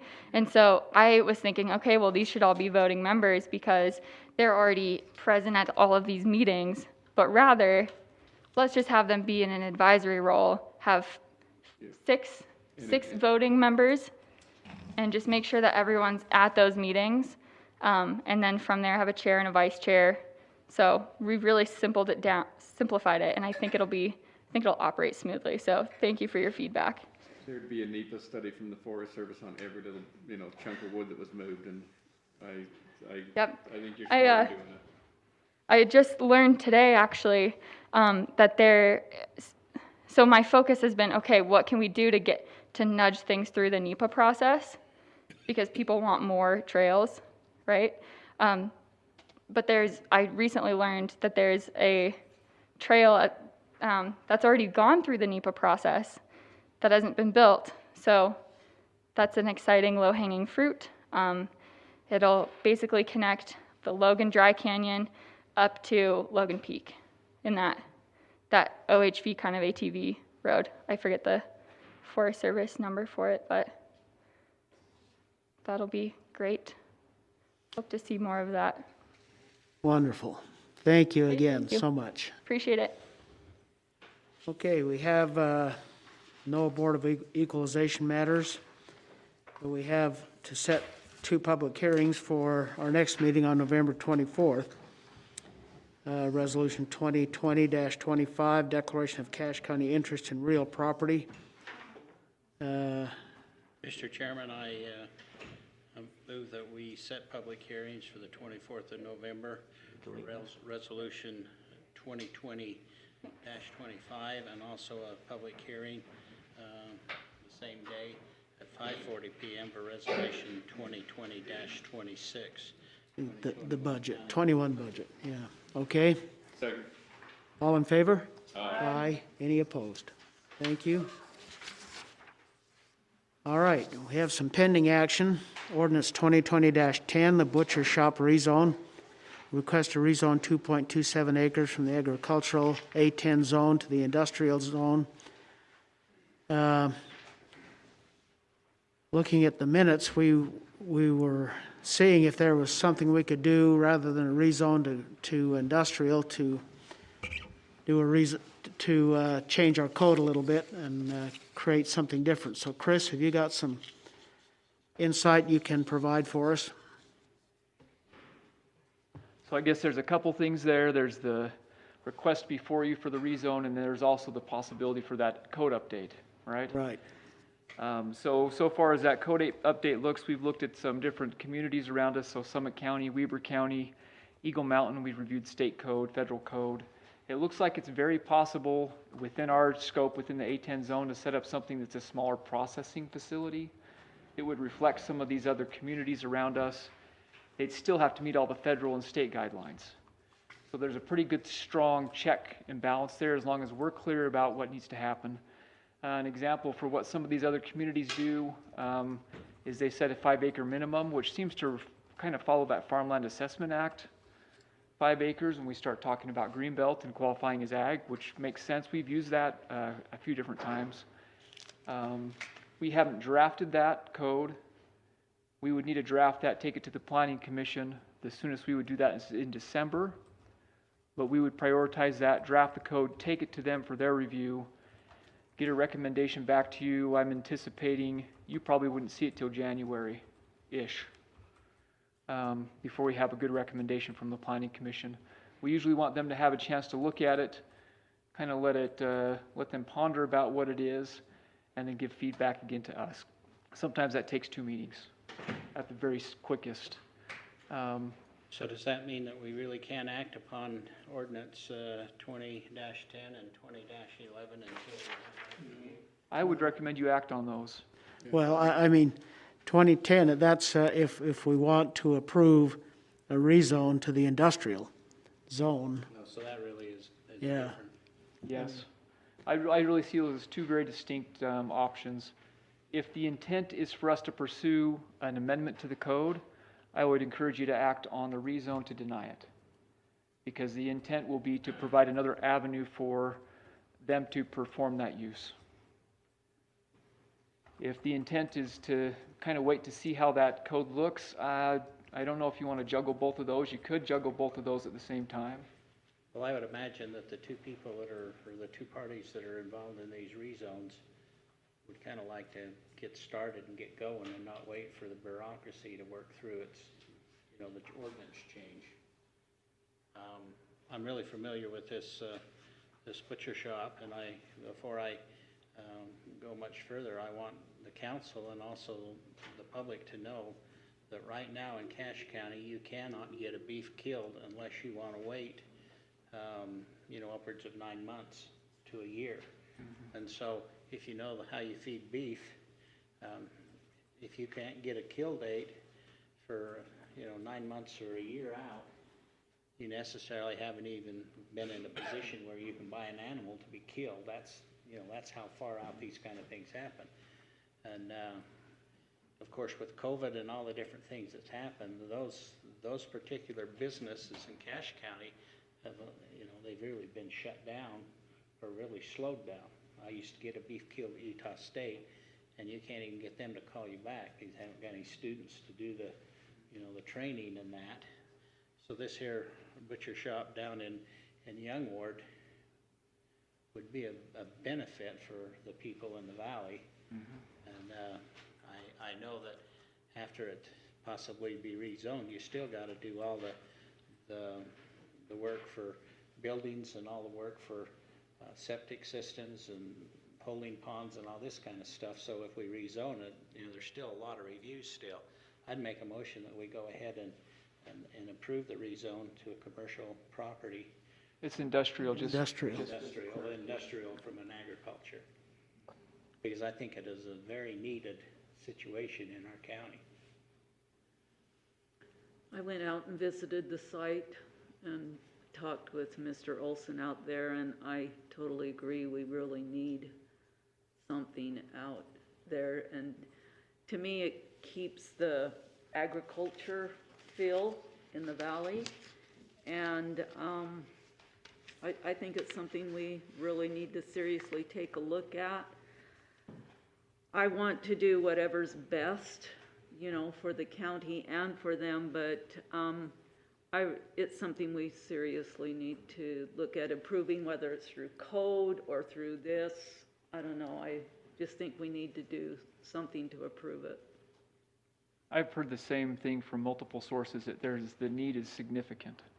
I've got a cousin that's a vet that works with different folks in the valley, and it's the same exact thing that they have a struggle that they hear all the time. Same exact stuff. You just can't get anybody to kill an animal anymore. I think. I'm right on the verge of, I don't want to necessarily do it by zoning, to change it to industrial zone. I really hesitate on that, but we need it so bad that I hate to not pass it right now. I'd like to use that as let's get the code done, and let's get it done quick so that this can get on the road, and just have this being the hanging over as the last ditch attempt to make sure the code goes through, so we can continue this rather than vote it down. I mean, I really think this is a very pressing need. I know this. I probably should talk you through process a little bit if I could, so you have an understanding of timelines with what can happen in the next 2 months. Well, I mean, I'm good with 2 months kind of thing. I understand what the timelines are. I don't think you come back in 2 weeks and have this done, but oh, gotcha. There's a difference between 2 months and 7 months. A big difference. Very true. Sorry. I felt the same. I had the same feelings that yes, we're beyond need for this. I mean, it's almost emergency for a lot of people. Because the last thing you want to do is be chewing on a 3-year-old steer. Because you just had to hold it over. And for one thing, the cost, everything else. But there is a huge need. But to me, if we start approving these little things and changing the zoning within an ag area and just little kind of a little industrial zone here, we open those little areas up to everything that is allowed in the industrial zone. There's a concern there, but There's a huge concern there for me. And so I think that, conditional use permits within an ag zone, by changing ordinance, whatever it is, that is the better way to go. And so personally, I can't support change in such a strong ag area and even some residential. I can't support that going to an industrial zone within that little area right there. Personally, but I know the need. I just wish that there were somewhere else that had a little more buffer or something, and not having to change into an industrial zone and still be able that was an approved use or an expanded use of an agricultural need. there is a concern because in an industrial zone, you can have adult material in an industrial zone, as I recall the zoning, the way it's written. You can have what, Gordy? You can have an adult. They call them a sexually oriented business. Adult store. There's Dave's got a good point that there is so many things that can be put in that, and once you've made a zone out of it, then they are permitted. You can't stop them. See what you're saying? This particular thing, I I guess if we don't make an industrial zone out of it, he can still do his slaughterhouse, can it, just in an agricultural setting rather than an industrial setting? That would be the advantage of updating the code to allow that use under conditional use premise in the agricultural zone. And from that timeline perspective, let's say you made a recommendation or approved that rezone, best case scenario for the applicant. There's 2 weeks before it takes effect. Then they can apply to the Planning Commission to get a conditional use permit. Best case scenario, they review it and they act on it in January. So then they'll get conditions for possible impacts they have to meet. If it's an industrial zone, there's likely going to be road improvement requirements, which they can't do in the middle of winter. They're going to be pushed clear to spring at the very latest with the industrial. So for them, the timeline doesn't, may not affect them versus going through the ordinance amendment process. If they qualify under ag, there's some different rules that would apply. We're dealing with some hypotheticals, obviously, but I wasn't here last meeting. What approval have we, as a council, made on this particular project? Is there any approvals that they can go ahead? No. So their request, the thing that's kind of triggered this is they intend to also bring, if they were just harvesting animals that they owned, grown on their property, they can do that. There's not a requirement that says they have to come before any county body to get approval.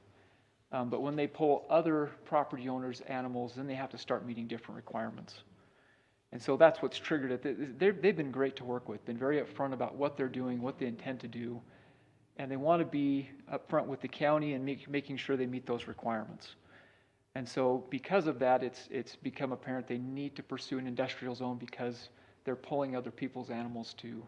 Now, in doing that, seems to me like in my mind with talking with Forrest that as long as they do 80% of their own personal animals, they could do 20% of outside animals. It's 75-25. 75-25. So they killed 10, there'd be 7 for the personal animals, and then 3, which is not a lot. Yep. But I'd just like to figure out some way to give them approval to go ahead and make their plans and start out if they haven't if we haven't had time to do the ordinance review. They can always start out with their agricultural request, and then later on go to an industrial request. Is that correct? I'm not sure if that's their intent. I don't know how they would do that under our current code. I'm not sure. That's not a bad idea. They can't currently, right now, go ahead and start that operation of processing their own. They could do their own. Yep. And couldn't they? Then as the ordinance, we do the ordinance review, whatever, and we get that changed to where we can, ramp up some of these other uses within that ag zone. Then they could come back then and basically start, and expand that in a conditional use to then create it to where we can kill another 25% of somebody else's or greater, whatever we put in the ordinance. So if we weren't able to act upon an industrial rezone, then I guess the Olsons would have to come in and request an agricultural provision where they could kill their own animals, and then hopefully in the future they could expand. Is that what I'm understanding? So they don't even have to request. If it qualifies as agricultural manufacturing or processing, I was just going to pull that up. My recollection is it still requires a conditional use permit. Okay. So they're going to look at those impacts and try to measure if there's impacts to the community or surrounding property owners for the use. Get them started with their own, harvesting their own beef. Conditional use permit, is that what we're understanding? And then as we expand and we get the ordinance right, then they could expand that. Okay. I am not, I'm concerned because I've read that in, my conscience is industrial allowance. I cannot vote in favor of rezoning it in that small little area right there. I just think. And I guess the council needs to maybe review what is permitted in an industrial area. It is unbelievable. It is. What can be done there. And I know there's been other places in the county where they wanted to do that, and it's been stopped because of the many things that they would be permitted to do. And as I mentioned, once it's been rezoned, then if somebody comes and requests something there and it's an industrial area, we don't have the right to say no because it's permitted. Okay, that's good to know. I did check, that is a conditional use permit for the agricultural manufacturing. That's a 75% from your own property. And I think the most realistic thing that may happen if you did rezone it to industrial and they were to start to develop, is probably not a sexually oriented business. It's going to be a full commercial slaughterhouse. Well, You talk about that pressure for the development, or not the development, but the need for that slaughter. It's The concern about that is if this here, if this here enterprise did not work and the land went up for sale, somebody could buy it and use it for something else. Yes. And I hope that would never happen, but that's the concern that Dave's expressing, and I agree with him. Well, I think we're on board that it's something we need to provide that service in the county. But the way to do that is through an ordinance change or an ordinance being put in place to allow that kind of process to be done without having to rezone it industrial. I don't know if, Do we table this? I think we should, and we should let the Well, Olsons. it's, Or vote it down? we'd vote it down. so recommend you we do. act. Yeah. Well, how long have we been waiting for a liquor ordinance to come? Right? I mean, that's what I'm afraid we say we don't do this, and we say get it into the ordinance. We still haven't seen an ordinance to make wine, and it's been a year. So If we need this to go, I'd like at least a little bit of a threat of, here comes the industrial zone if you don't, which none of us want to do, but that gets the ordinance change on agriculture up here quicker. I mean, I just want to light a fire under somebody so we. that's a have different process, two different processes you're talking about. Mr. Chairman? Yeah. Raised his hand, wanted to make a comment, and I'm not sure if that's permitted, but I'm not sure what he's got in mind if he's not going to get the industrial passed tonight. I guess we could ask him exactly what options he still would like to see us pursue. I'm open to that if we're, And that's okay, would you like me to come up there, or am I fine here? come up here so that it can be recorded. He's got such a strong voice, it'll blow us away. He could. State your name, please.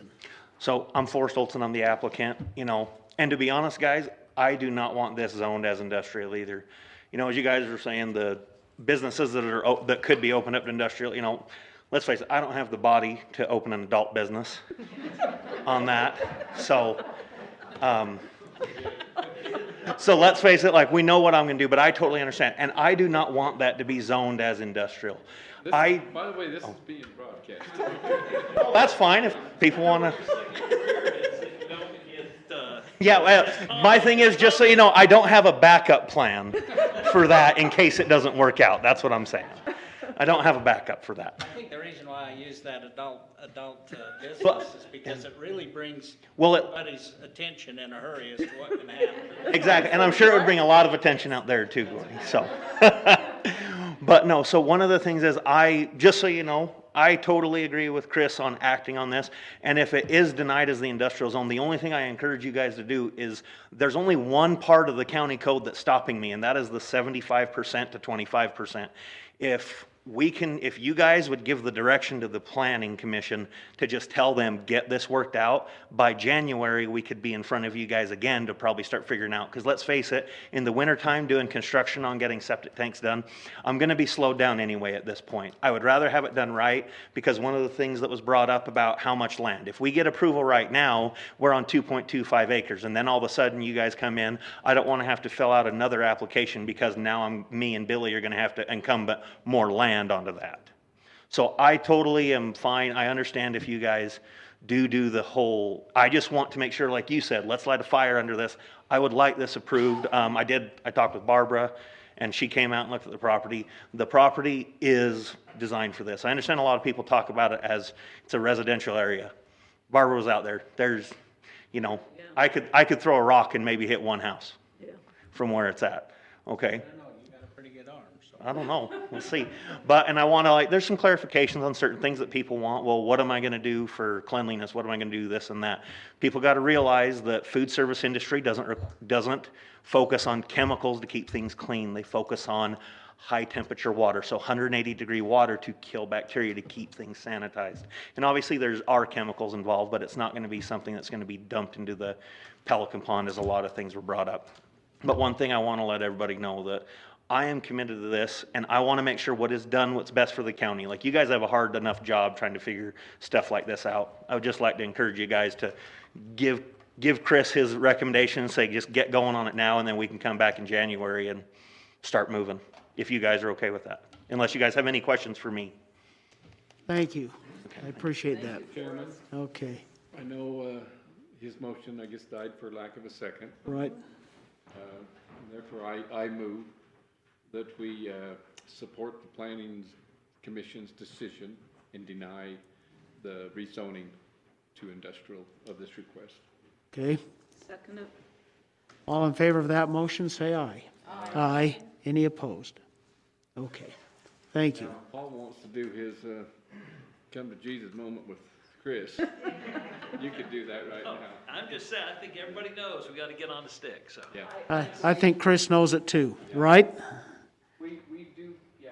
Yeah. I'm not expecting next week or anything, I'm just saying, do the right timeline, get the right thing going, but I just don't want to be We'll have sitting it- here when the snow flies. We'll have it to your planning commission in December, and you appoint that planning, well, Craig, you appoint that planning commission, but you guys support the planning commissioners and you support that appointment.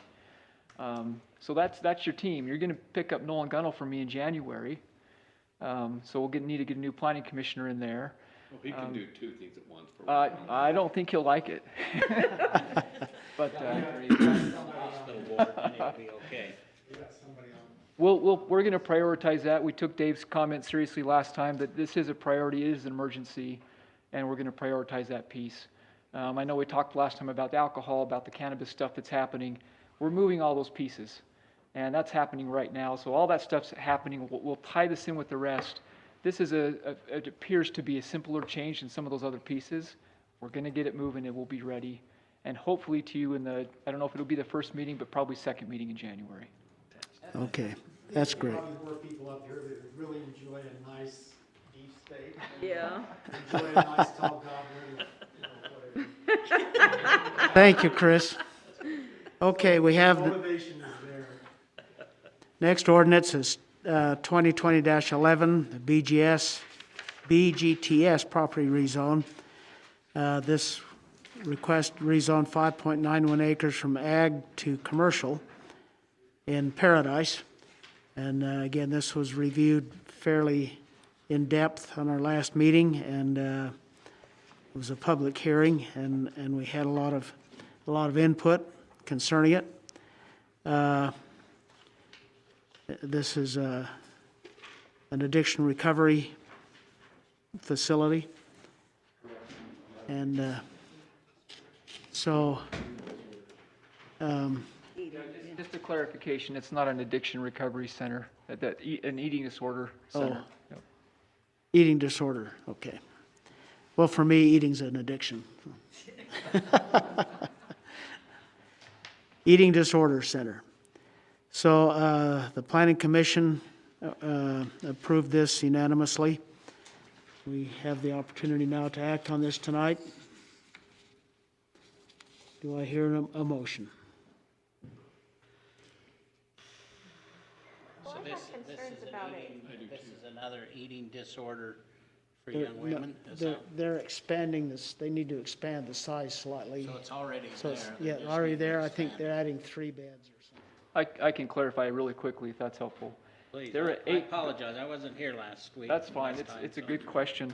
They're currently at 8 beds, they're trying to expand to 12. Right. Our code has changed since they last came through. It requires them to rezone to allow additional beds beyond 8. So whether they did 9 or 10 or whatever, 12 is what they're requesting. 12 is what they said they think they can get approved by the state. The big question here is, again, back to the zone. Does a commercial zone make sense here? Mayor Little, I think, was here last week or last meeting. and expressed some opposition to that and wanted to make sure that he had some questions really about how that was going to be handled. I don't know if he really said he was fully opposed to it, but he was just concerned Needed information. and wanted some more information. So I don't know if anyone's here to represent Paradise and wanted to give some more comment on that, but I know that he'd been here and expressed that for the city.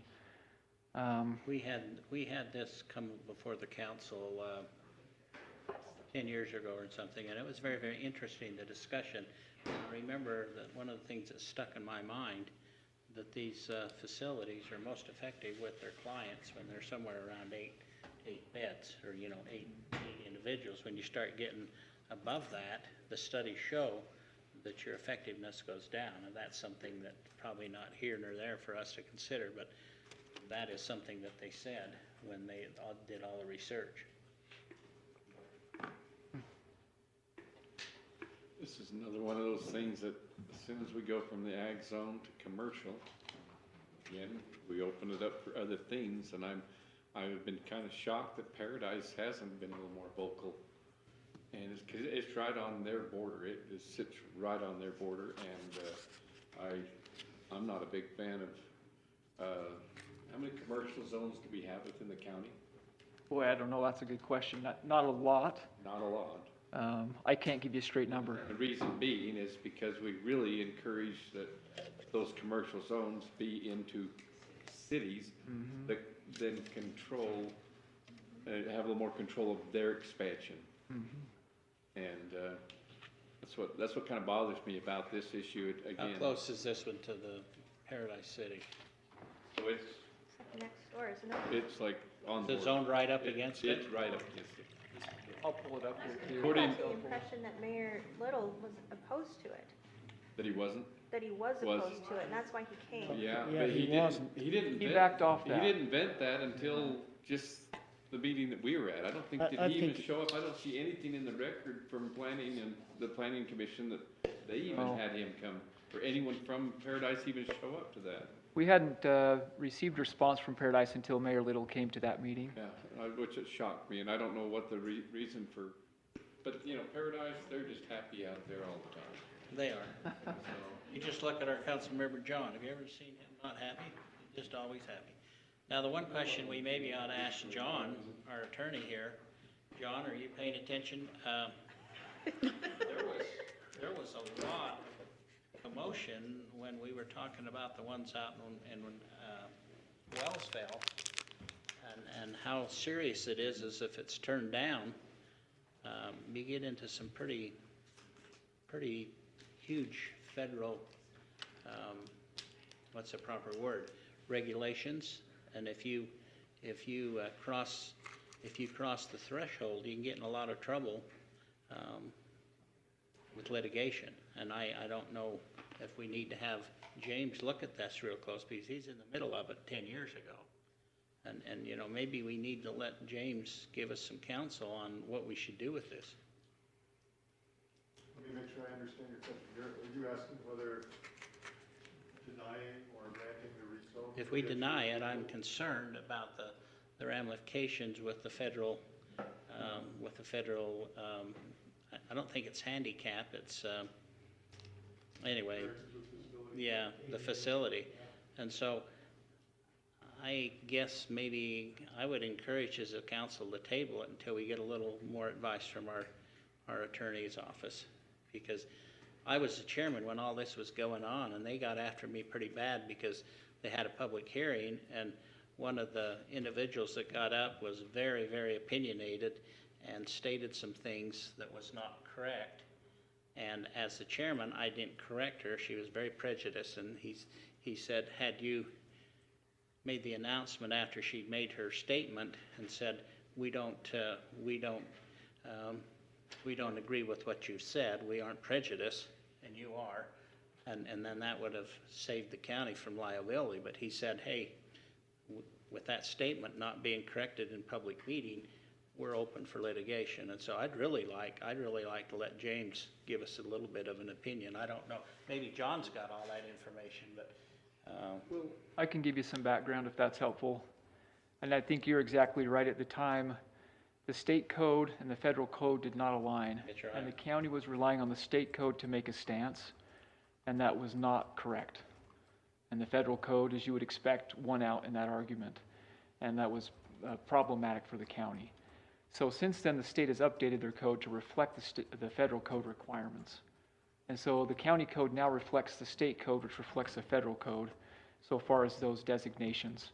And the main distinction we've made is you have those types of uses that are permitted as though they're just a home, right? And it specifies a certain number of people can be there, and it specifies what type of facility it can be. All those things are accounted for in the county code, state code to federal code. Right. So they line up. I don't disagree that it's not a bad idea to have the attorney's office look at those things. If you have a question there, I wouldn't dispute that in any sense.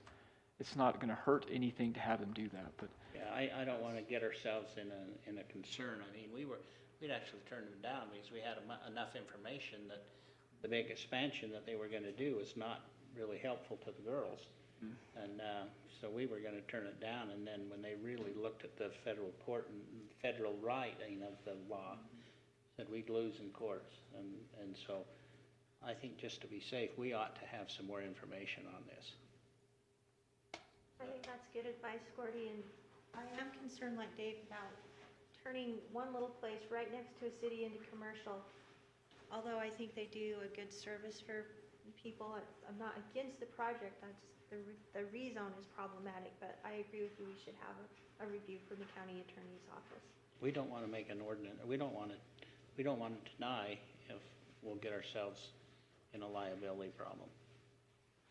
You know, I mean, can I give you just I've not researched this specific issue, but if our zoning definitions, my off the top impression would be that if our zoning definitions align with federal law, that the decision of how to zone something is a political decision that very rarely, in very limited circumstances, can someone prevail in a lawsuit based on a zoning decision.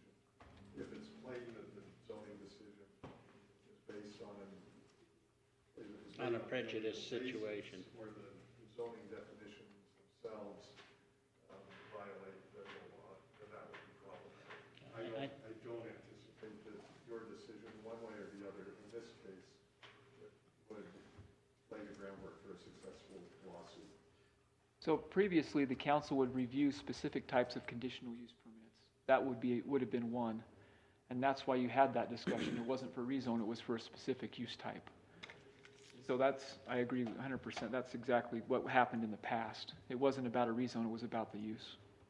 Is there a reason why we can't just pass a conditional use permit and not rezone it?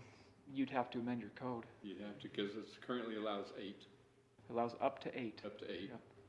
And they want to go to 12, 12 beds. Can we tag that on to the? Now, that I would absolutely say you need an attorney to review, because that is opening a different can of worms that needs full review. Isn't it state code that they could only have 8? What was it? The state does designate different categories for a number of beds.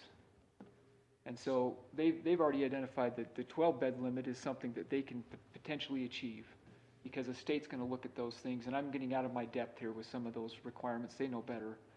But the state's more strict as you go higher on those beds, probably for the same reason you emphasized. I just would like to make sure that we don't get ourselves in a situation that we think we're right, but we're going to lose in court. You know, I just want to make sure we do it right. And I thought we were doing everything right 10 years ago, and gee, federal law just told us we were out of line.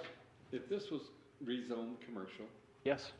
And which then allows him to then go to the state and be licensed for 12, right?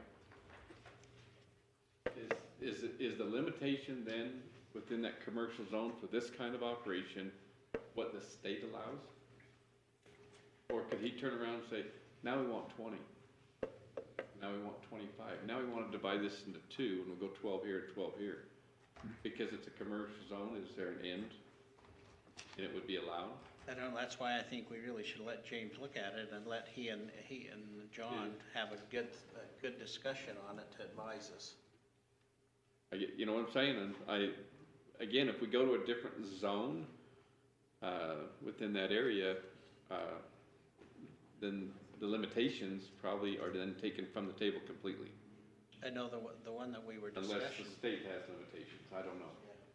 The one we were discussing that was out in North Wellsville, that's what they were doing. They were going from, a number to about double. We had neighbor after neighbor after neighbor after neighbor that had different stories to tell, and they were totally against it because it did change the community up there. That was not open homes and all that. That was a huge business going on in a very spread out residential area. So I would just really like to have a little bit more input from our county attorney. No, I don't think it's in But their the, interest. but the control measure that we had on it at that time, because I think I was on planning commission at that time, we were listening to the same thing. And the control measures that you had is that it remained in an ag zone. And all those conditional use permits then were vetted, and you listened and it gave opportunity. Maybe in a commercial zone, then it becomes. It changed it, yep. Yeah, the same kind of philosophy we're looking at exactly what with this industrial zone. As soon as that zoning changes, which I think Paradise ought to have a big, a say on this because it's right on their edge. Yep. Well- As soon as you change that zone, then that does open it up to other commercial kind of operations which may or could occur in that area. And it appears these facilities are very, very helpful to those individuals. So. Well, again, this is a situation where I think we all agree that the need is there and the purpose is what it needs to be, but our hesitation is to change a zone that allows then for a much broader type of thing, and so. Send this one up 5-0 to. Yeah, they approved it unanimously. So that's, Yeah. I mean, that was what was interesting to me, right, is I'm ready to go on it, and then the mayor shows up. Yeah, I don't quite understand that. Yeah, it's, so, I'm seeing two things that if you're going to continue this till your next meeting, that we'll pursue as staff. We'll reach out again to Paradise and ask for something in writing, not just a verbal, that clearly stipulates and clarifies what their concern, think, their really concern right? is. What their concerns are, if they have concerns, what they are.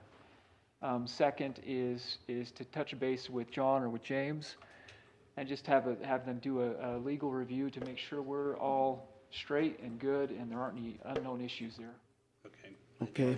Are there any other floating pieces that look like they should be addressed? I mean, it's one of those things, right? I don't think anybody's concerned with that and the additional 4 beds. It's a good business. There's not been any concern about the business. The real issue just gets back to what we had last time, was the zoning changes and the unintended consequence of a zoning change, where we want to have the business be able to do what they're coming before us to do. Yeah. It's just doing it with a zoning change gets you into some areas that you don't know what you don't know. Let's get some advice Okay. and then we can make a better decision next meeting. It is interesting, the first time this went through, there was a lot of public comment. This time when we looked at the rezone, Well, I think. that's a good indicator, yeah. But the first time it went through, There was a different use it was coming in. a different Yep. use at the time. I think they have evolved in some have other people bought the place since? No, we're the same owners. But there was some fear or something. I remember that it was going to be, that these are wayward children, they're gonna run rampant through all of Paradise and everything. Go ahead. It was initially approved for a different owner to buy. Yeah. It was going to be for young men with pornography addictions and See- other things, and so we feel very fortunate that Avalon Hills, the ultimate owner, through BGTS property, was able to acquire that. They own the property contiguous to this, where there is, it's already zoned or allowed for 12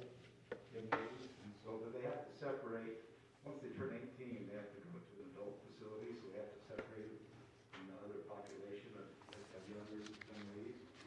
So this would offer opportunity to expand from 8 to 12. So now are you telling me that there's another opportunity the side of it, and we're gonna have young ladies and young men? They're already, No, it's already young ladies next door. and they're already at 12. And so I say we were fortunate that Avalon Hill was able to purchase this property, so you didn't have young men with addiction, pornography addiction next to a house of young ladies. Yeah, that scares you. That would have been scary. So we're fortunate that both properties are owned by the same people now, and could have a campus situation where you've got 12 in each home. So do you run horses out there as well? Not on that particular property, but they do have access to them through the Paradise property. That was one of the things that was very, very effective in your therapy was the horse idea. I remember it from, how many years ago was this up before the council? 8 or 10 years. I said it was running my mind about 10 years ago. So there's 2 different homes. Yeah. So the other one is in Petersburg. Yeah. Where we have the horses. Avalon Hills is up, up above Petersboro. And then there's I think there's 2, and there's one in Mountain Sterling, and there's one there on north of Wellsville. Is that correct? Are they all the same owners? No. Different owners? Those aren't even eating disorders, those other ones, no. Yeah, they're different. Okay, why don't we move on? They should continue. Well, we're going to table then ordinance 2020-11 and get input from the attorney's office concerning any potential liabilities, and also a letter from Paradise City as to their feelings about it. So we'll table this one. Let's move to 13A. We have ordinance 2020-12 establishing a fund balance policy. Any concerns or questions about that? I have a concern. In section 3, it says the fund balance policy may be amended from time to time to remain consistent with professional accounting standards and best management practices. That part's okay. But by the county executive with the advice of the county finance director and with notification provided to the council. I feel that it should be with the advice and consent of the county council, and also the county council should be able to make amendments of it as well and not be, I don't know if this would preclude that, but, and it's nothing personal, I just think from the way things work standpoint, I think that could be problematic. I think the legislative thing, the policy should belong with the council. I agree. I think policy should be made by the council. Yeah. So if Well, you have the money being spent should go before the council. change, then I think the research and everything is done according to professional accounting standards, best management practice, county executive. But I think then final approval by county council or something. I think because that's an official policy change. And I think policies that's our role. I would be opposed to that. I think that the executive in consultation with the finance director could recommend changes to the council or amendments to the policy. Well, let's send this back then and have, Because I think what it does is it also gives, again, here's the backing for, these other organizations, the county executive and the finance, then, hey, we got your back on this, Yeah. rather than we say, hey, you're doing it different than really what we thought, then there'd be a better, no, I think it needs to have that approval. all I'd right. like to see a check and a balance put in there. That's what that's what I'm concerned with, check and balance. Okay, let's send it back then and have that reworked, and we'll revisit this in our next meeting. Could we just make that change ourselves on this, or No, did we? could we go ahead and amend those few words right there? I don't know, John. It'll take about 10, 15 minutes with me to just make sure we get it worded right. I'd want to Yeah, I take think that that's time. what, I think Want to that's what take we that should time do. to put it up on the screen and kind of check the wording, but if you'd prefer that we just bring it back in 2 weeks. Let's do that. Tomorrow? Got stuff. Okay, John, look at it as job security. we'll bring this back in 2 weeks. Next, Resolution 2020-24, amending the 2020 Cache County budget as presented by Cameron earlier tonight. I move that we approve. Second it. Do we have to All in favor? We have to waive the rules, don't we? waive the rules? Waive the rules, yeah. Waive the rules. All right. Okay, all in favor? Aye. Aye. Any opposed? Thank you. And finally, approving the 2021 Cache County Council meeting schedule and county offices holiday schedule. Move to approve, subject to COVID. No, move to approve as is. Do you already change it? The red highlighted ones are those that are, the actual holiday is on a weekend. So I wanted to just make sure the council is. Yeah, I understood that, observed and, right, Designated. right. So you got us meeting on the 4th and the 24th of July? Is that how you got it worked out? That's what she wants to make sure you don't go anywhere. That's right. Keep She wants- track of it. She's scared of COVID. So for Christmas, it would be, Christmas Eve is on Friday. Yeah. Is that right? Yeah, Christmas Friday. is on Saturday. And so we would observe Christmas on. Monday, yep. And that's typical, Yes. yeah. That's a nice holiday. Did you made a motion for Okay. that to be approved as written? I'll second that motion. All in favor? Aye. Aye. Any opposed? Thank One you. year we approved a meeting on February 14th, and I didn't think that was right. I thought, That's the meeting I got sworn in on, so I liked it. I still. Okay. That's right, there was a USU ball game that night,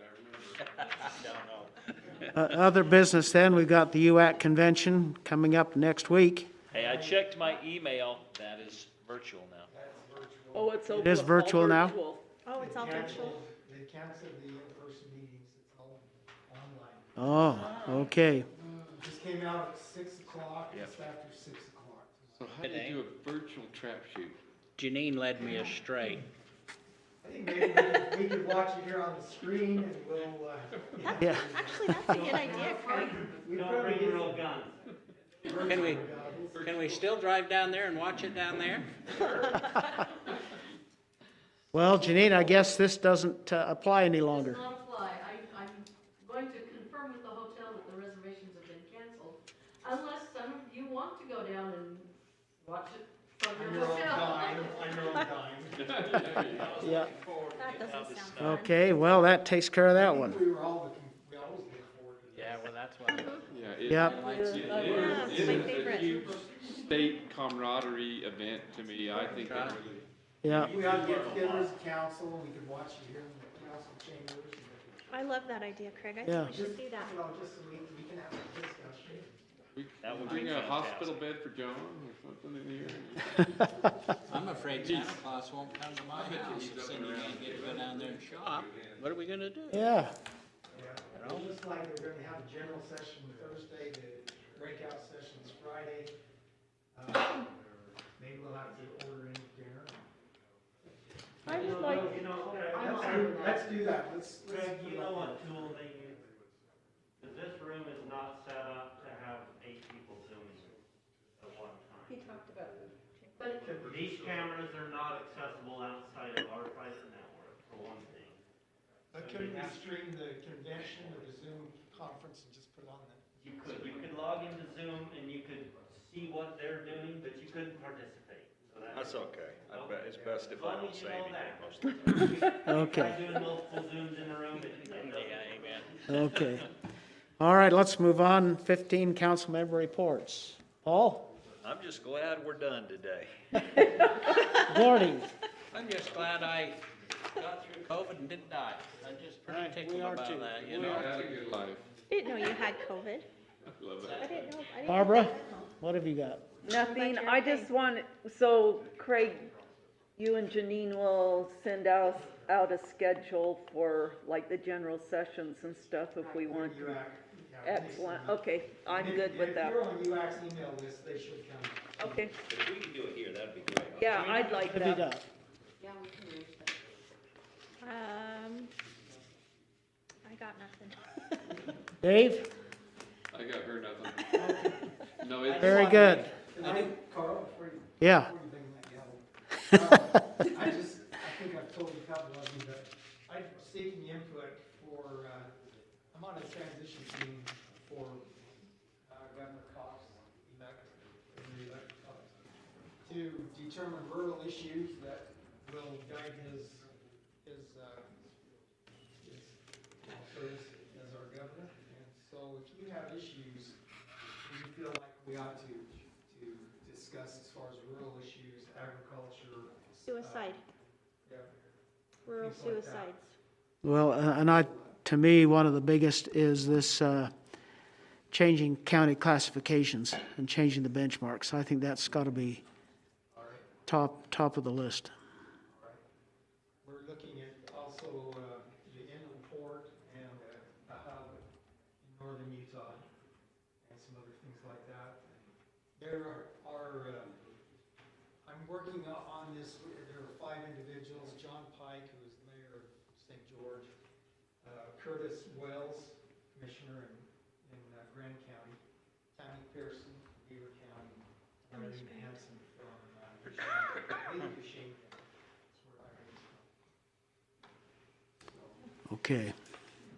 Let me know if you have, I'll try and keep you updated on our discussions.